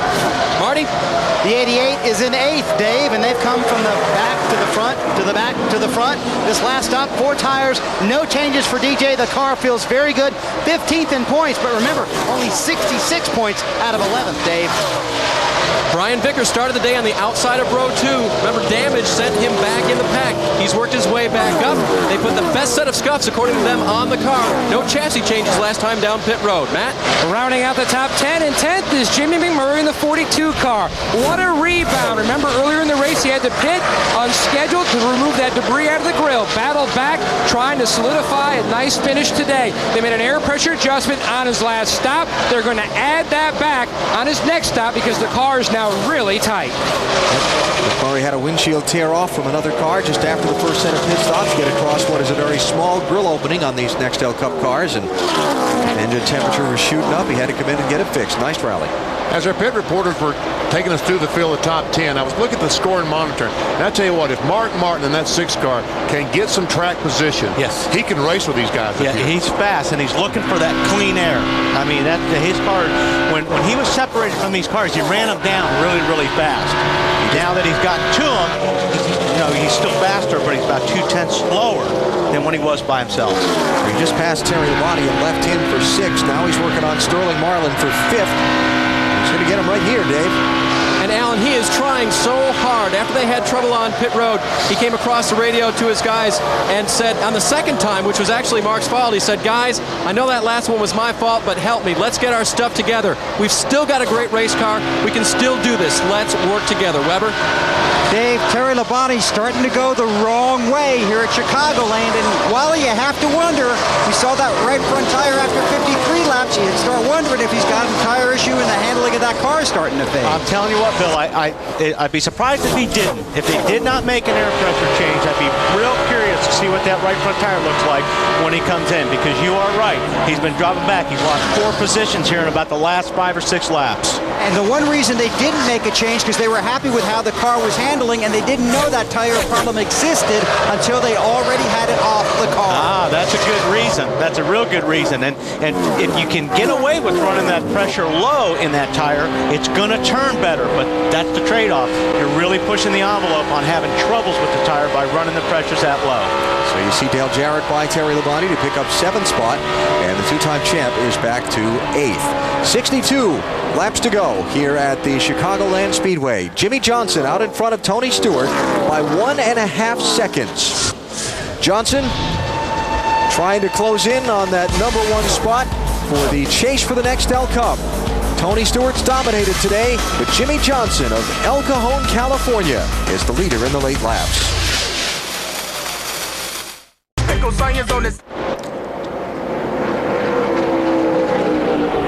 Back at Chicagoland Speedway, caution is on the track. Mike Bliss has just crashed off turn 2. All right, now we're in a situation that all these cars can make it to the end of the day. So pit crews, get your A game. Mike Bliss running in 26th position, a couple of laps down to the race leader at the time of his accident. The NASCAR Busch Series competitor for Joe Gibbs Racing, who started today in 7th position, but he has hit the safer barriers a good pop over in the second corner. Take a look here, BP. Coming off turn 2. The last part of it there. Didn't look like anybody was around him to make contact. Just a simple losing control off the corner. Did get the safer barrier, though. Much welcome. Much welcome. He thanks you. I talked to a guy the other day that told me that these safer barriers will reduce the impact about 40% on average. I can believe that because I've hit enough without them. That hurts. I know it does. And you see Mike out of the car, so good news for his friends and family, and Mike Bliss okay, but the caution is out in this race. I think we're going to see any 2-tire stops right here. I don't think so. Everybody's going to take 4. Casey Mears is a lucky dog, and he's been a very fast car all day long, so this is a big break for him. Yeah, we got 58, it'll be 57 laps to go when they stop. That's almost a full fuel run, so you're going to need the 4 tires. Yep. Because you're gonna have to wait on the gasoline anyway. Right. And here's where the pit crews earn their money. What were those 2 words we talked about earlier today? Track position. Yes. If Tony Stewart's crew can get him out quicker than Jimmy Johnson's crew. This is or if Mark Martin's crew can get him out. Yeah. I tell you what, he is very fast in that 6 car. Here they come. Critical final pit stops. Marty Snyder starts us off. Or the M&M's gang might win this race off pit road. They're nicknamed Chocolate Thunder by themselves. The last 2 stops, 13-2, 12-9. Half round out of the left rear. Elliott's just a little bit tight. Todd Parrott said we need 4 tires to go to the end. Dave? Redemption time for the 6 crew. Air pressure adjustments in 3 of the 4 tires for Mark. The car is just a little bit tight. They coming around to the left side, trying to get off pit road first. Matt? The top of your screen, Jimmy Johnson, the leader. An air pressure adjustment in the right rear. They're going to take a half a pound back out of the inner line. It's going to be a battle out between the 20 and Stewart and the Home Depot car, the Lowe's car. Looks like the 20 got him. And right now, the 40 and the 19 are out in front, Bill. Yeah, the 40 took 2 right side tires and fuel, and I'll tell you, they better make sure that fuel thing got full, but they gambled on 2. We'll see how it happens. Sterling was a little loose getting into 1, but he said it's not too bad. We'll see what happens. And they're not the only ones that took just 2 tires, Bill. Jeremy Mayfield got 2, and Joe Nemechek in the 0-1, right side tires only. How about 25, Dave? No changes on the chassis, Alan. They did take on 4 scuffed tires and filled it full of fuel. Brian very happy with the car. He got off pit road very well, too. Man, that's a long time on left side tires, BP. How about the 19, Marty? Yeah, and Jeremy Mayfield said the only adjustment I want is a little track position. They've had a great car all day long. They've tried it before. It worked before. 2 tires for the 19 bunch. I agree with your statement before, Wally. The question is, did they get it full of fuel? Yeah. They weren't there very long. No, I bet not. We'll find out. 57 to go here at Chicagoland Speedway, the Tropicana 400. You're watching NASCAR on NBC. NBC Sports is live, Chicagoland Speedway, Joliet, Illinois for the Nextel Cup Series, running under the NASCAR banner. Teams coming around to get the green flag this time by, beginning to double up. These teams have next week off for some of them. that's not going to matter. For example, the 24 team of Jeff Gordon came in here. They won their 4th consecutive pole on Friday. They were chasing their 3rd consecutive win after victories at Sonoma and last week at Daytona. But it's been a dismal day for the 24 bunch. They're not going to win. They're not going to make up any ground in the points. And they're going to hopefully pick up ground when this series resumes in 2 weeks at Loudon. They have waved off the green flag here at Chicagoland Speedway, so they will take at least one more lap under caution before we go back to green. And that gives us an opportunity to take you inside the field. Throughout the race, several times we take you inside through the field to let you know how the top 20, top 25 are running. But let's take you inside the field. For example, there's Ricky Rudd. His best finish this year, 11th at Richmond, still looking for his first top 10. Under that throwback paint scheme is the blue of a Mark Martin car.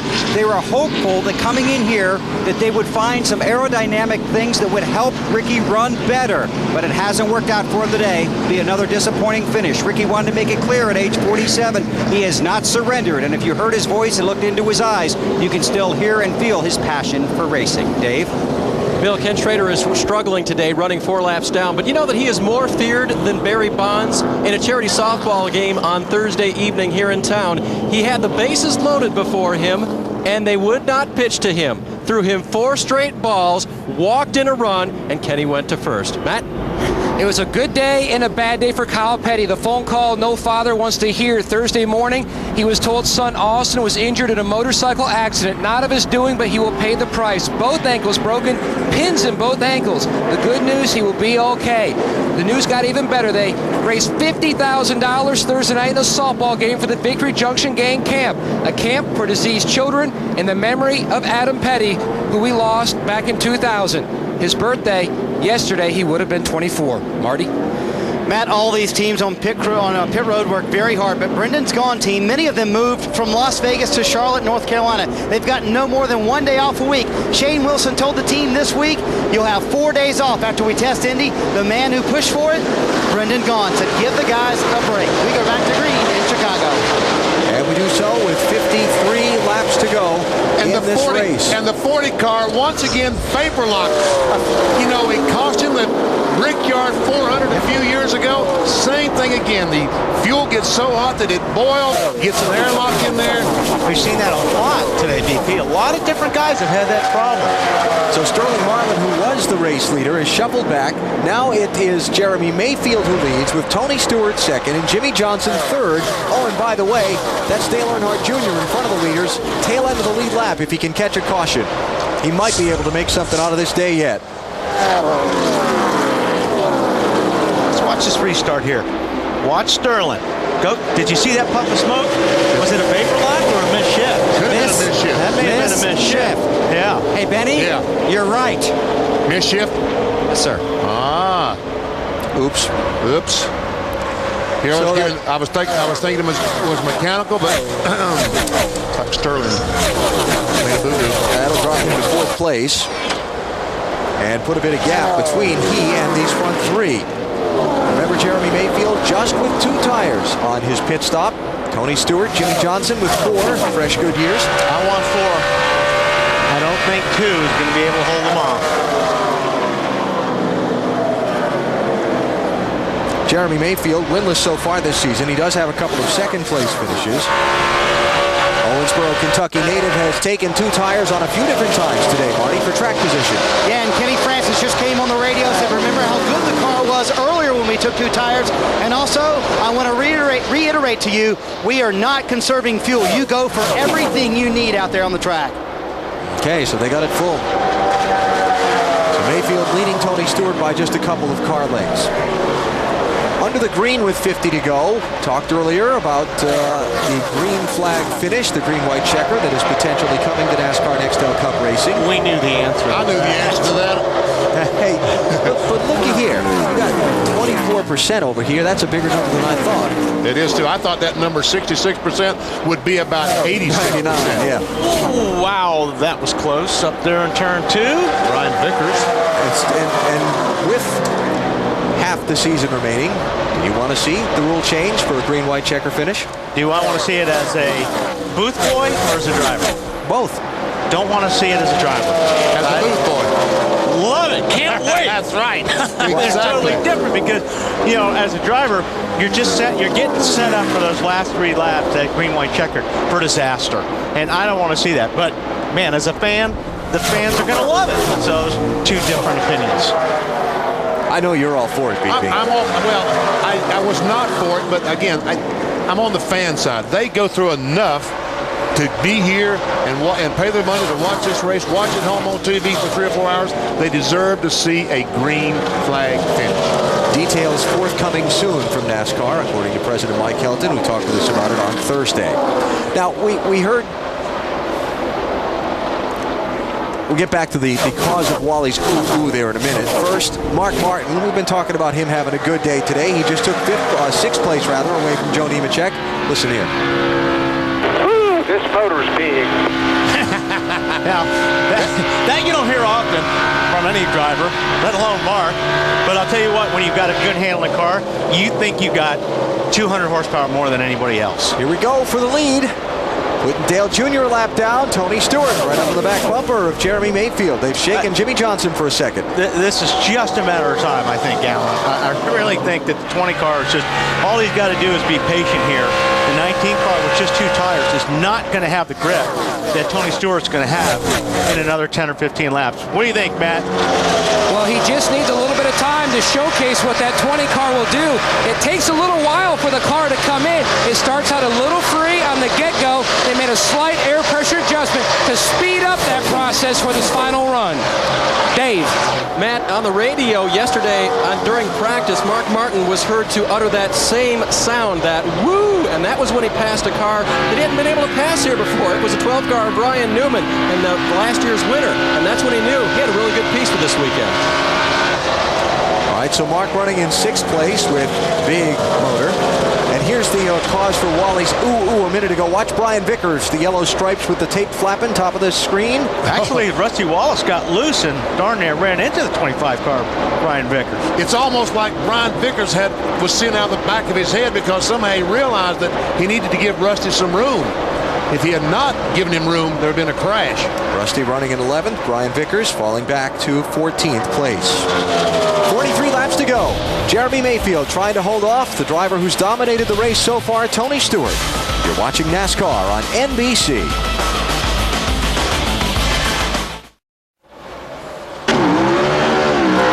Time for a Ford Built Tough moment. We've been talking engines where Fords are concerned a lot this season. Marty has more. Yeah, Alan, Chicago marks actually the first race where all the Ford teams are running the newly designed power plant. So what makes this engine better anyway? The new D3 engine. In essence, the engine is more efficient. The biggest change is the angle of the cylinder head port, which makes for a straighter path for the fuel to get from the carburetor to the engine. Plus, the exhaust port angles have changed, which allow for a better outflow. What does that mean in English? About 10 to 20 horsepower and 400 extra RPM. And the drivers say they really notice a difference. When they get back on the gas, they can tell the difference because they have much more response from the throttle. Mark Martin said earlier his engine was big. I think they all agree they have much better horsepower right now. Log on to FordVehicles.com/chase to find out how you could win the next F-150, the official truck of NASCAR. Big power for those Ford cars, huh, BP? I'm telling you, Mark Martin is making the most of it as he goes by Sterling Marlin into the 4th position. He might be a little bit too far behind these guys, these leaders, Jeremy Mayfield, Tony Stewart, to catch him. A caution flag will put him where he needs to be. Or if Tony Stewart and Jeremy start racing each other, if Mark can get some fresh air and have nobody around to race with, I think he may be able to run him down. Well, he's got that now. He's got the clean air. He's going to pass the lap car of Dale Earnhardt Jr. here in a second, and then there's no one between himself and Jimmy Johnson. Problem is, he's about 2.5 seconds behind Jimmy Johnson. So he's got a lot of ground to make up to try and catch that 3rd place car. I'll tell you what's surprising me is that Jeremy Mayfield has put a gap on Tony Stewart for the race lead. Tony has eaten into that gap a very little bit here lately, but not an awful lot. Did you not pay attention to what Wally and I said, Alan? Did we talk about track position? Getting out in front is so important. And I think also, like Matt was saying earlier, the 20 car is loose, and I thought, well, let's see, let's take a while. I watched him a few laps, and when he was back off the 19 car, he was loose. So I think maybe once he gets some time on these tires and the pressure's built up, he'll make a run for the 19 and pass him. I did listen to what you said, BP, about track position, but I also listened to Wally say, "Give me 4." I'm still sticking with that. Okay. How about Jeremy Mayfield, Marty? Well, Alan, in Countdown to Green, Jeremy talked a lot about how hard it is to win in the Nextel Cup Series. As you just saw in the graphic a moment ago, it's been 4 years and 3 weeks since Jeremy Mayfield won a Nextel Cup race. The decision to take 2 tires has put them in the lead with 32 to go. And I've got to disagree with you, Wally. I'd rather have that clean air. That car is going to be awfully wide. If you hadn't won in 4 years, can you imagine how wide you can make that race car? Oh, there's no Tony Stewart behind you. Yeah, there's no question, Marty. The problem is, if that 19 car gets in traffic before this race is over, that clean air is gone. That's going to hurt him. Here's another twist on the Jeremy Mayfield story. He was one of the guys just outside the top 10 in the championship standings coming into today. He was 12th, and he was 147 points from 10th. With Ryan Newman running into troubles earlier today, Kevin Harvick's had an up-and-down day. Jeremy Mayfield's closing in on competing for that top 10 cutoff in Richmond in September. Big day for him. And Mark Martin as well. You see, Mark is only about 80 points out of 10th spot. Dale Jarrett closing some ground today. He's running 9th right now. Not with us earlier. Ryan Newman involved in a wreck with Kurt Busch back in the opening laps of this race. Casey Kane in an accident, bumped from behind by Tony Stewart while leading. Another one of those drivers very close to trying to make that chase for the Nextel Cup Championship. All right, we'll see. We'll see who's fast this time. Okay. Check our AOL top speeds at the line. See whether Tony Stewart's making any headway on Jeremy Mayfield and if Mark Martin's making any headway on the both of them. It looks to me like Tony made a little bit on that lap, but we've got a slower car here. But let's take a look. Tony Stewart was quickest. Jimmy Johnson was quick. Look at this, 175. Wow. Told you Mark is fast. That's about 0.3 of a second quicker than the leader. Like I said, now Tony gets to that 19 car of Jeremy Mayfield. They start racing. They're going to slow down 0.3 of a second a lap. If that happens, Mark Martin can catch these guys. He can win this race. Well, I know you guys don't think a whole lot of my math skills, but Mark was 0.3 of a second faster. He's almost 5 seconds back, and he's only got 28 laps. Don't give yourself credit. We don't think much of any of your skills. Oh, okay. Not just the math. Nothing like working with your friends. You ready for a week off? 28 laps to go. Here's our last commercial break under green flag conditions between here to the finish. And, of course, as always, with NASCAR on NBC, if anything happens during the commercial, we break out and come back to the Speedway as soon as possible, live. Jeremy Mayfield trying to get his first win in a long, long time. Well, it took him about 27 laps to do it, but Tony Stewart has finally worked his way around Jeremy Mayfield and reclaimed the lead in this race. So here's the pass. He goes up on the high side where those 4 tires were sticking better than the 2 tires of Jeremy Mayfield. Hey, Marty. Hang on there, Wally. We got a yellow. Caution flag is out. Debris in turn 4. Oh, now what do you do with 22 laps to go? There it is, hunk of metal. We saw this exact same thing happen yesterday. Cars stopped. Some cars stopped, changed tires, some 2 tires, some 4 tires. Some cars stayed on the racetrack, and it looked like the cars that stayed on the track were better off. I'm not coming in. You're not coming in? No, okay. not with 22 laps to go. And by the way, I mentioned this before, but first car not on the lead lap, Dale Earnhardt Jr. It's a lucky dog again. He's a barking. He will get the free pass and come back around and rejoin the chase for a good position. He'll come in and get 4 tires. Guarantee he's going to buy 4 new Goodyears. And with 22, now make it 23 cars on the lead lap with Junior, although we'll set him out because he has to start 23rd by the rules. 22 cars on the lead lap. If I'm the guys from 10th on back, I'm getting 4 tires. Absolutely. But if you're in the top 3 or 4 cars, don't forget these guys are going to have to start double file. If I'm going to be in the top 3 or 4, if I'm Mark Martin, I'm not coming in. No, I don't think Mark Martin's going to come in. And he's in 4th right now. All right, here we go. Track is the pit road is open. All right, who's the first car? Joe Nemechek. Which is in 8th place. DJ, Rusty, Biffle. A couple guys in the back stayed out. I'm surprised Robbie Gordon stayed out. Go ahead, Marty. Well, Dale Jarrett felt like this was the only way they could really gain some track position, kind of mired back there at 10th. A little bit tight for DJ, half a round up on the track, or the wedge bolt, and 2 tires only. Dale Jarrett gets 2. And Joe Nemechek. All right, we are into the caution. We'll reset it for you when we come back. See how this finish shakes out. Tony Stewart out in front, coming up on 20 laps to go here in Chicagoland.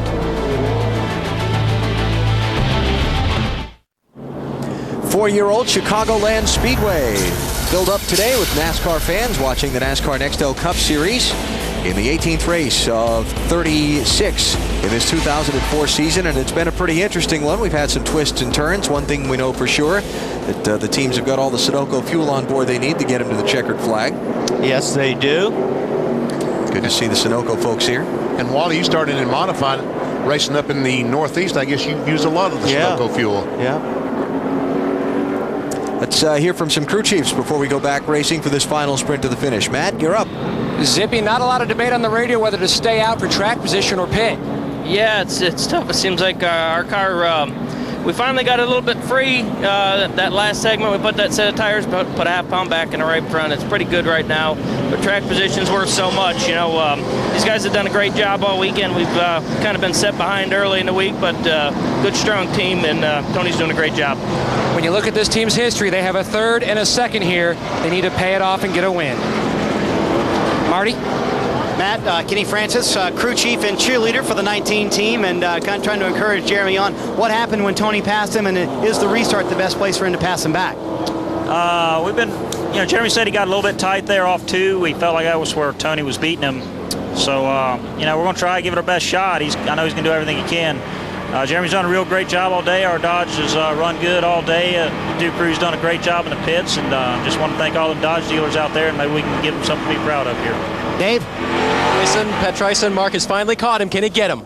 I hope so. I mean, we've been pretty good here. The Viger Ford Tour's been awesome all day. A little miscue on pit road and stuff, and but he's done an awesome job, and hopefully we can go run him down and get him. We were faster that last run, so hopefully we can get him in the last 20. Bill? Robbie Loomis, high hopes today. What happened? We just, we had a problem on the left rear. Looks like the left rear jack screw backed off the thing. We finally caught it on the 1 pit stop. Got it adjusted. The car just lost all its wedge, got extremely loose. We did a lot of things to tighten it up. Once we got the wedge back in, it was way too tight. Now we got 4 new tires, 18 laps to go. It's going to be real exciting. Alan. Real exciting is right. Jeff Gordon restarting 16th. I had that happen to me at Dover. Jack True back Yeah, up. you had that happen. And Tony Stewart, what Zippy was talking green is right. What Zippy was talking about, this is a backup car that Tony Stewart is driving. Friday morning, in one of the first practice sessions, he crashed the Home Depot car and had to go to a backup car. Here comes Jimmy Johnson outside of Mayfield for 2nd. And he's got him. Yes, sir. And Mark is having trouble getting off the mark. Matt. BP under that caution. Jimmy told Chad Knaus, the car finally started coming back to me. I just lost too much track position at the start of that run. He's got one more shot at the 20. Not the last segment of the race, but the one before that. Jimmy Johnson got around Tony Stewart and led him for a while. Remember, Stewart passed Johnson back on a pit stop. So we'll see if Jimmy can get up there and do anything with Tony in these final few laps. 17 to go. The guys that took tires on the pit stop, Joe Nemechek and Dale Jarrett, were the first off pit road. They only got right side tires, and they restarted 11th on back. And here the cars are coming that changed 4 tires. That's tight. Was a car that did not stop, did not change tires, and Jeff Gordon was able to get by, 15 able to get by. Like he had something coming off the left rear of that car. Fender up, maybe? Maybe there was some contact there on that restart. Well, they were only about 3 wide going down the backstretch. They're 3 wide now. Let's take a look to see if there was some contact, because I saw some smoke come off the left rear of the Robbie Gordon 31 car. Robbie restarted in 10th position. Watch right there. You got him right behind Jimmy McMurray. Looks like he... Oh, there it is. Yeah, it's actually the right front. Left front there. Or left front. On Robbie's car, yeah. Oh, and there's the left rear. Okay, so we got the left front and the left rear. Trade and paint at 180. Yep. No problem. Look at this. Oh, Robbie Gordon. Into the back of Jeff Green, and around Jeff goes. Wow. Caution is out. At 14 laps to go. Look out. That was close. Boy. I'd like to see what started all that. Well, we've got an idea. They were bouncing off each other like they were on a quarter-mile Saturday night. Now, the 43 had to do something with 31. Let's take a look. Okay, there. Wow. Well, that's the end result. Jeff Green was not on the lead lap. He was not on the lead lap. Robbie Gordon was racing with several other cars for position, and once again, maybe he became impatient. Yeah, he's racing with the 16, correct? Yes, that's correct. And then he gets in behind a car that's a lap down. I think you're right, BP. A little bit of, hey, get out of my way. Pit road is open. See if we have any takers this time. Jeff Green into the wall in turn 3, bringing out the caution flag for the 9th time in this race. Here comes the 25 car down pit road. Robbie Gordon has decided now he will pit. Dave? Yeah, Brian Vickers had contact on that racing you were showing out there, guys. Pretty exciting stuff, but not for Brian. Thought he might have a left front tire down, so he said, let's come in, put on 4, get back up with the lead lap group, and hopefully race this thing to the end. Very few takers on the pit stops. Guys who got tires, best progress during that shuffle of racing, Dale Jarrett up to 6th. So I don't know if there'll be enough laps left for Brian Vickers and McMurray and Gordon here to really make any progress. Probably not, but... And when this thing restarts, there's only going to be about 10 laps to go, so I don't know that... But something has changed. It has been a bright sunshine day. The clouds have now covered the sun. It's overcast. That's going to change the cars dramatically. How it's going to change these front cars, we don't know. I don't know if it's going to change the 20. I think the 20's still in really good shape, but may help Mark a lot. Into the closing laps here at Chicagoland. Let's show you how we got here. Casey Kane in the 9, passing Jeff Gordon for the lead in the opening laps. A couple of laps later, caution was out for the first time in the race. See, the 12 car, Ryan Newman, loses the left rear tire, spins the car right up in front of Kurt Busch. Both those cars in the wall. A couple guys in the top 10 in the Nextel Cup Championship standings who wound up damaged and spent a lot of time in the garage getting repairs. Here's the big controversy of the day. Casey Kane leading on a restart. Tony Stewart, contact from behind. Like a Talladega or Daytona crash. Dale Earnhardt Jr. swept up into the accident, second place man in the championship, and this was the scene on pit road. This is not a dancing contest. As one crew chief went to visit another, and the discussion went on from there. Tony Stewart has dominated today. He's led 147 of the 255 laps we've run. This was the one segment of the race where somebody but Tony Stewart had the strongest car. Jimmy Johnson comes off turn 2, goes by Tony Stewart, but then the caution flag came out later on. They made a pit stop, and he's just not been able to get that car back up to speed. Teams have tried to get 2 tires and no tires to get in front of Stewart. Yep, Sterling Marlin missed a shit and, boy, lost 3-4 positions on that one. See Jeremy Mayfield in front of Tony Stewart, his crew giving him 2 tires on the last pit stop that they made, but after following him around for about 27 laps, Stewart finally able to get the good out of his 4 fresh tires and overtake Jeremy Mayfield for the top spot. That's how we've gotten to where we are, and now we're coming to the green flag for a restart that'll be with 11 laps to go. Okay, now this is where it's real important for Tony Stewart to get the best restart of the day, and for everybody else that matter. You know, I mean, you've got to be right on the guy's bumper on the restart because this is it. Not pictured in our race recap much, Jeff Gordon, the driver who started on pole today, looking to win a 3rd straight race. He has struggled all day long. A jacking screw backing out of the suspension of his car. The crew has finally fixed it, and Gordon is up to 10th place. And the important thing for Jimmy Johnson, Jeremy Mayfield, Mark Martin on this restart is to get by Kyle Petty. Kyle will probably just go very slow down into turn 1 to give these leaders all an equal opportunity to get by. Green flag. Kind of looks like it, huh? So here we go. Everybody's clear so far except for Mark. 11 laps to go. Mark is clear. Well, that was pretty nice of Kyle. Tony Stewart, Jimmy Johnson, Jeremy Mayfield, Mark Martin, Sterling Marlin, the top 5. Dale Jarrett with 2 fresh tires on his last pit stop. And then Jeff Gordon with 4 fresh tires on his pit stop, trying to make way through the traffic. Elliott Sadler, 38 car, looked like he had a problem on the restart. He was very slow down the backstretch, lost several positions. He goes from 8th all the way back to 12th.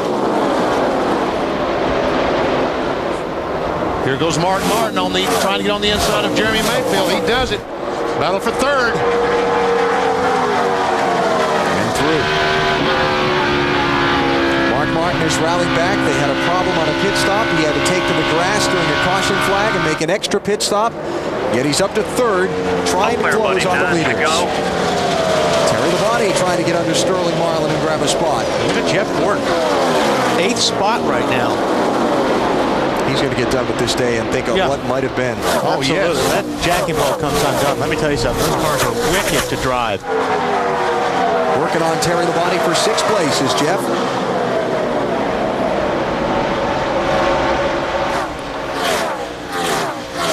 He's trying. Yeah, I tell you what, it's been a very solid day for that 5 car. You know, Terry started 24th.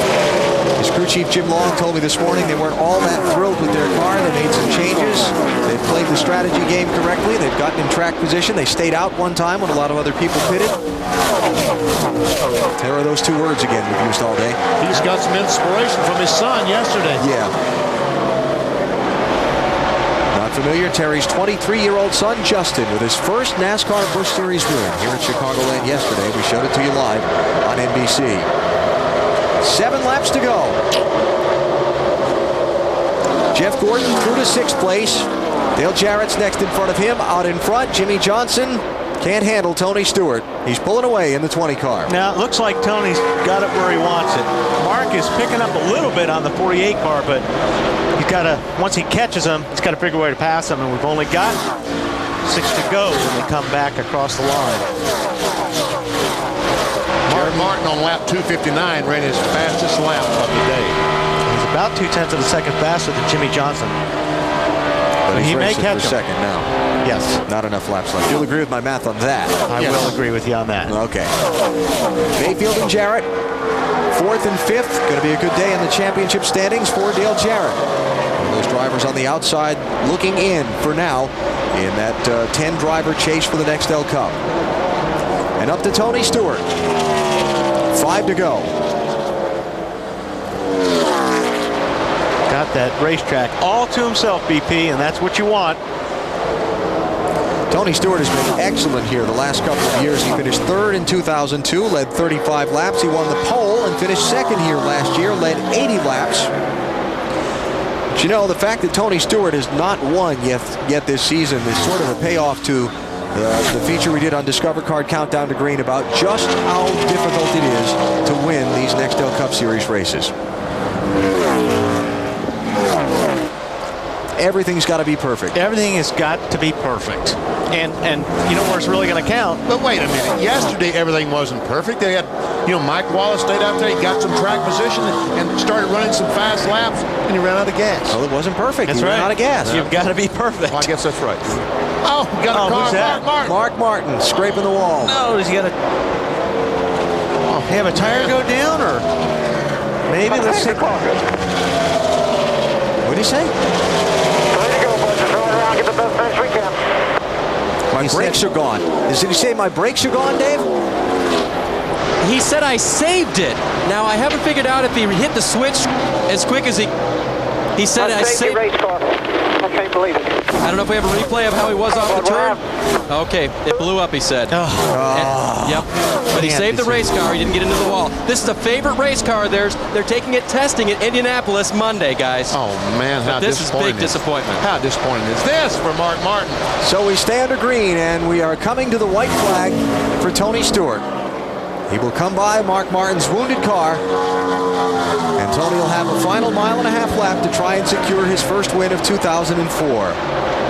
Of course, the day's headlines will be an interesting one for Tony and his team, involved in the incident with Casey Kane a little earlier on a restart, and then the altercation on pit road between the 9 and 20 pit crews. But in the end, it'll be a dominating performance by Stewart, who will have led 160 of 267 laps. That's pretty dominant. Oh, he's been by far the best car today. There's no doubt about it.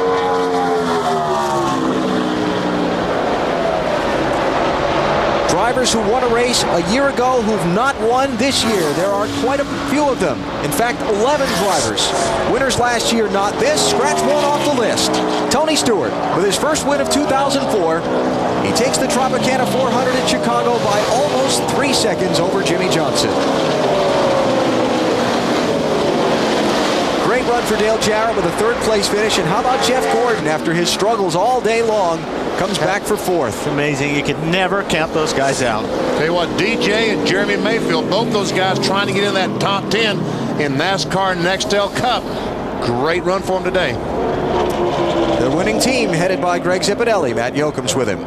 The first time they're going to go to victory lane since last fall at Charlotte. Zippy, how important is this win for you, Tony, and this entire team? Well, you know, we've been through some ups and downs there in the last month or two, but hey, my hat's off to this team. You know, when usually when we get backed in the corner, we fight harder.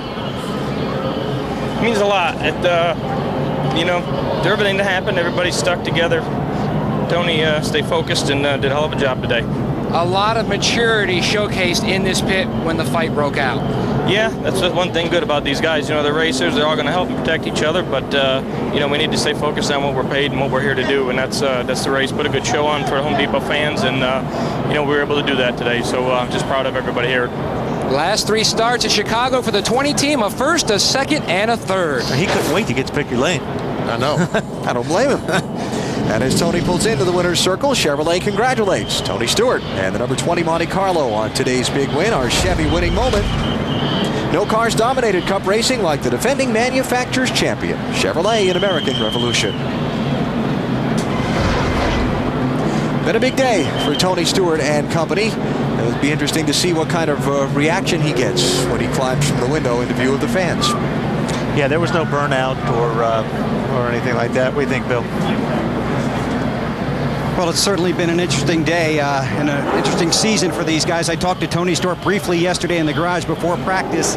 He said, it's nice to see you guys back. I said, it's good to be back. He said, more people might be happier to see you in this garage than to see me, meaning himself. So he knows he's been the topic of conversation and controversies throughout the season. We talked to him at Charlotte as we were getting ready to come to this race, and he talked about how getting back to victory lane was so important for himself and his team. Obviously, a former series champion wants another shot at it. He's always under the microscope. He's emotional, he's talented, but he's also very temperamental. But here at Chicagoland, he definitely is a winner. Tony Stewart sitting in his Chevrolet, still unbuckling the belts, getting ready to climb out and celebrate his first win of 2004. Here we go. Waiting for a drink and some towels. Dominating performance for Stewart today. The wheel comes off. Tony's still unbuckling the belts. Now he's ready to climb on out of there and celebrate his first win of the season. Talking to his crew chief, Greg Zipadelli. He was waiting for Zipadelli to come here before he climbed out of the car. This is a talented 1-2 punch. There are a lot of good crew chief driver combinations, but this is certainly one of the best. And the fans also waiting for Tony to climb out. Trying to get off all the safety devices, still attached to something. He turns around and takes a look. And all these safety devices designed to protect these drivers during the race and often slow down the victory lane celebration. But this will be a big one. Now he's ready, and here comes Tony Stewart, the winner here at Chicagoland in 2004.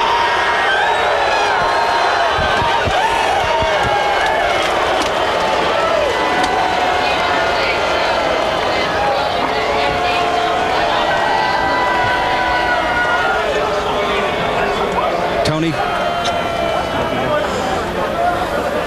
congratulations. Your weekend started off in a tough fashion, losing a race car after someone dropped oil on the track. Then you came back into victory lane, your first win of the year. Yeah, what an awesome weekend, boy. I tell you, these Home Depot guys, they had the longest day on Friday that I think I've ever seen them have on a Friday here. But, you know, they just did a great job. You know, we made some changes yesterday. Zippy and I talked about it, and this thing was just awesome all day long. Tony, tell me about what happened with the 9 of Casey Kane. I wish I knew. I mean, all I know is I got around the 40 car and I got back in the slot and was catching him. I started checking up, and then he checked up. And I don't know if somebody pinched him to where he had to get out of the gas, or if he missed a shift, or he just shifted, or what. But I mean, I was right on his butt. But all of a sudden, he checked up, and like I say, I don't know what happened. I don't know if he got forced to check up or what happened. But that was a bad deal. I mean, we could have got taken out just as easy as anybody does that. And Casey's one of my young guys that came from the same ranks I did. That was the last guy you'd want to hurt. But I hate it for him, and I hate it for us too. I mean, it could have tore our car up just as easy. I mean, it's not something that was like I said, I'd like to see what happened too, because I don't know what happened. All I know is I got behind him, and no more than I got behind him, and he checked up all of a sudden. So it didn't make for a very fun restart, that's for sure. Were you aware that the two teams got together on pit road, Tony? Well, no, I wasn't, but I'm sure I'll hear about it. Tony, has this been a disappointing season, a controversial season for you as you stand here in Victory Lane? How do you look at how things have transpired this year? Yeah, kind of normal for us. I mean, it's taken us a little longer to get going than normal, but this is, a couple months ago is normally when we get started on a good run, and we had a 5th last week and win this week, so I'd say we're going the right direction again. How about your approach? 1 week at a time still. That's the only way we can do it. It's we've all wanted to be better than what we are, but it just shows the determination of this Joe Gibbs Racing team. And JD Gibbs is our new leader this year with Joe going back to football, and JD's shown that he's a good leader. I mean, he keeps these guys pumped up. Zippy's done a great job, and these guys just don't quit. I mean, they're probably the toughest Cup crew in Nextel, so I'm pretty fortunate to be with these guys. You're such an intense individual. Does winning take some of the edge off the pressure to perform?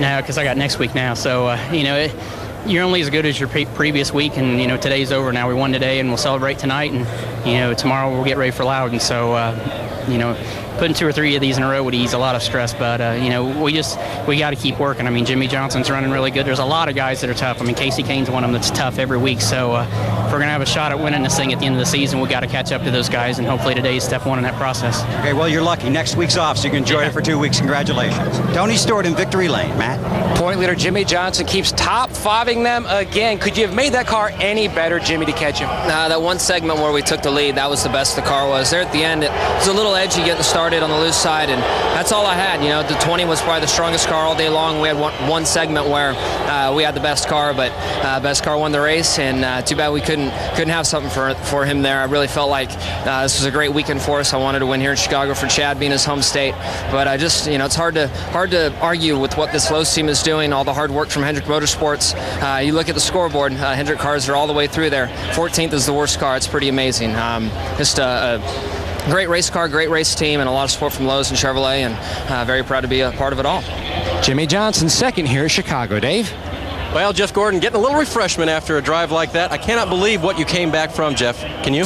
And some lays, too. No, I can't.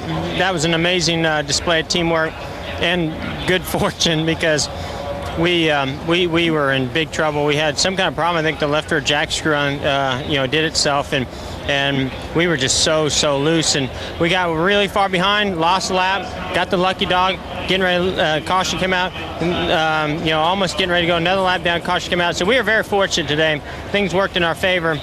And then, just a great display of teamwork by this DuPont Chevrolet team. They really are awesome. And, today, I told the guys earlier how much we got to appreciate those good days we've been having. Today was a day to appreciate those good ones, but we still somehow pulled out a 4th place finish. That 4-tire stop there at the end was a great call. That's his 7 top 5 of the season. Matt? The Dale Jarrett Mike Ford combination produces another top 5. Same race cars, Michigan, same finish, DJ. This team has really turned the corner. Yeah, we've made a lot of strides here, and overcame adversity today. Just after we'd made a green flag stop, apparently ran over something. We got a flat tire and almost 2 laps down, so we came back from that. And then Mike made a great call there at the end for 2 tires, and that helped us pass a lot of those guys that were struggling there on older tires. So things are doing well, and just want to thank the UPS employees out there. There's over 350,000 of them that have really supported us through the most difficult times here, and it's nice to give them a little bit of reward for that. And City Financial, Coca-Cola, Ford Motor Company, and this also gives another $5,000 to the Susan G. Komen Breast Cancer Foundation from Ford Credit. So all in all, a pretty good day for us. DJ, third. Let's go to Marty with the other Dale. That'd be Dale Earnhardt Jr., who after the race said, "I am plumb worn out." It's kind of hard to drive those race cars on a hot day, but walk me through your day, Junior. I didn't say I was wore out. They told me you did. It was a good race. The car was pretty good. I missed pit road, then I sped on pit road, and cost us a lap, and we spent most of the day lap down. Finally got it back at the end. We were involved in that crash a little bit, not bad, but knocked the ball joint around in the right front, I think, and knocked a toe out. But the car was good. We gained a lot from yesterday. We weren't good at all yesterday. Wasn't confident, but when we started the race, I drove right up to about 15th or so, and I was pretty happy with my car. And just things just didn't all go our way, but I was pretty happy how the car drove today. Finishes 20th. So Dale Earnhardt Jr. losing some ground to Jimmy Johnson in the championship standings today, but in the bigger picture is the chase for the championship. He's going to remain right in the thick of qualifying for those final 10 spots and the run to Homestead in mid-November. Tony Stewart with his first win of 2004. More post-race coverage coming up from Chicagoland Speedway. We wondered what kind of reception Tony would get in Victory Lane. I'd say mixed is a fair description.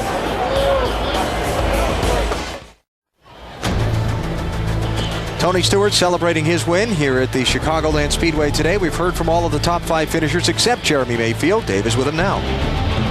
Well, Jeremy Mayfield with a top 5 here today. In the pre-race, we talked about how hard it was to win. To you, how bad did you want it today? Well, we wanted pretty bad, but we had a great car all day. We just put on 2 tires at the end. Them guys had 4, and Tony was coming. We run our guts out, and that's all we could do. But our Dodge dealer, GAW Dodge, pretty stout all day. Just didn't quite have enough Goodyears on there at the end to be able to run with him. But he was good all day, and he won the race. And that's a good point stay for us. That's the main thing.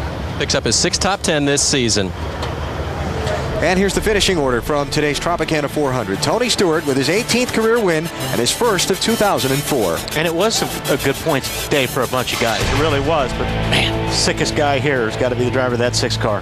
Right there in 24th spot. Oh, that might have taken him out of for his chase. To get in that top 10, yes. 10th spot, that's right. Tough day for Ryan Newman. Another driver hoping to stay in that top 10. And we check the championship standings. Ryan hanging into the top 10, but it's tight. The difference between 10th and 11th now is only 65 points. It was 111 at the start of the day. So we're done for Chicagoland. Saturday, July 24th. After an open weekend, we go to TNT for NASCAR Busch Series racing from Loudon, presented by Midas. Then 2 weeks from today, NASCAR Nextel Cup racing from New Hampshire, 1:30 Eastern, starting with Discover Card Countdown to Green. And next on NBC, except on the West Coast, the U.S. Olympic Trials. For our NASCAR on NBC crew, Alan Bestwick. So long from Chicagoland.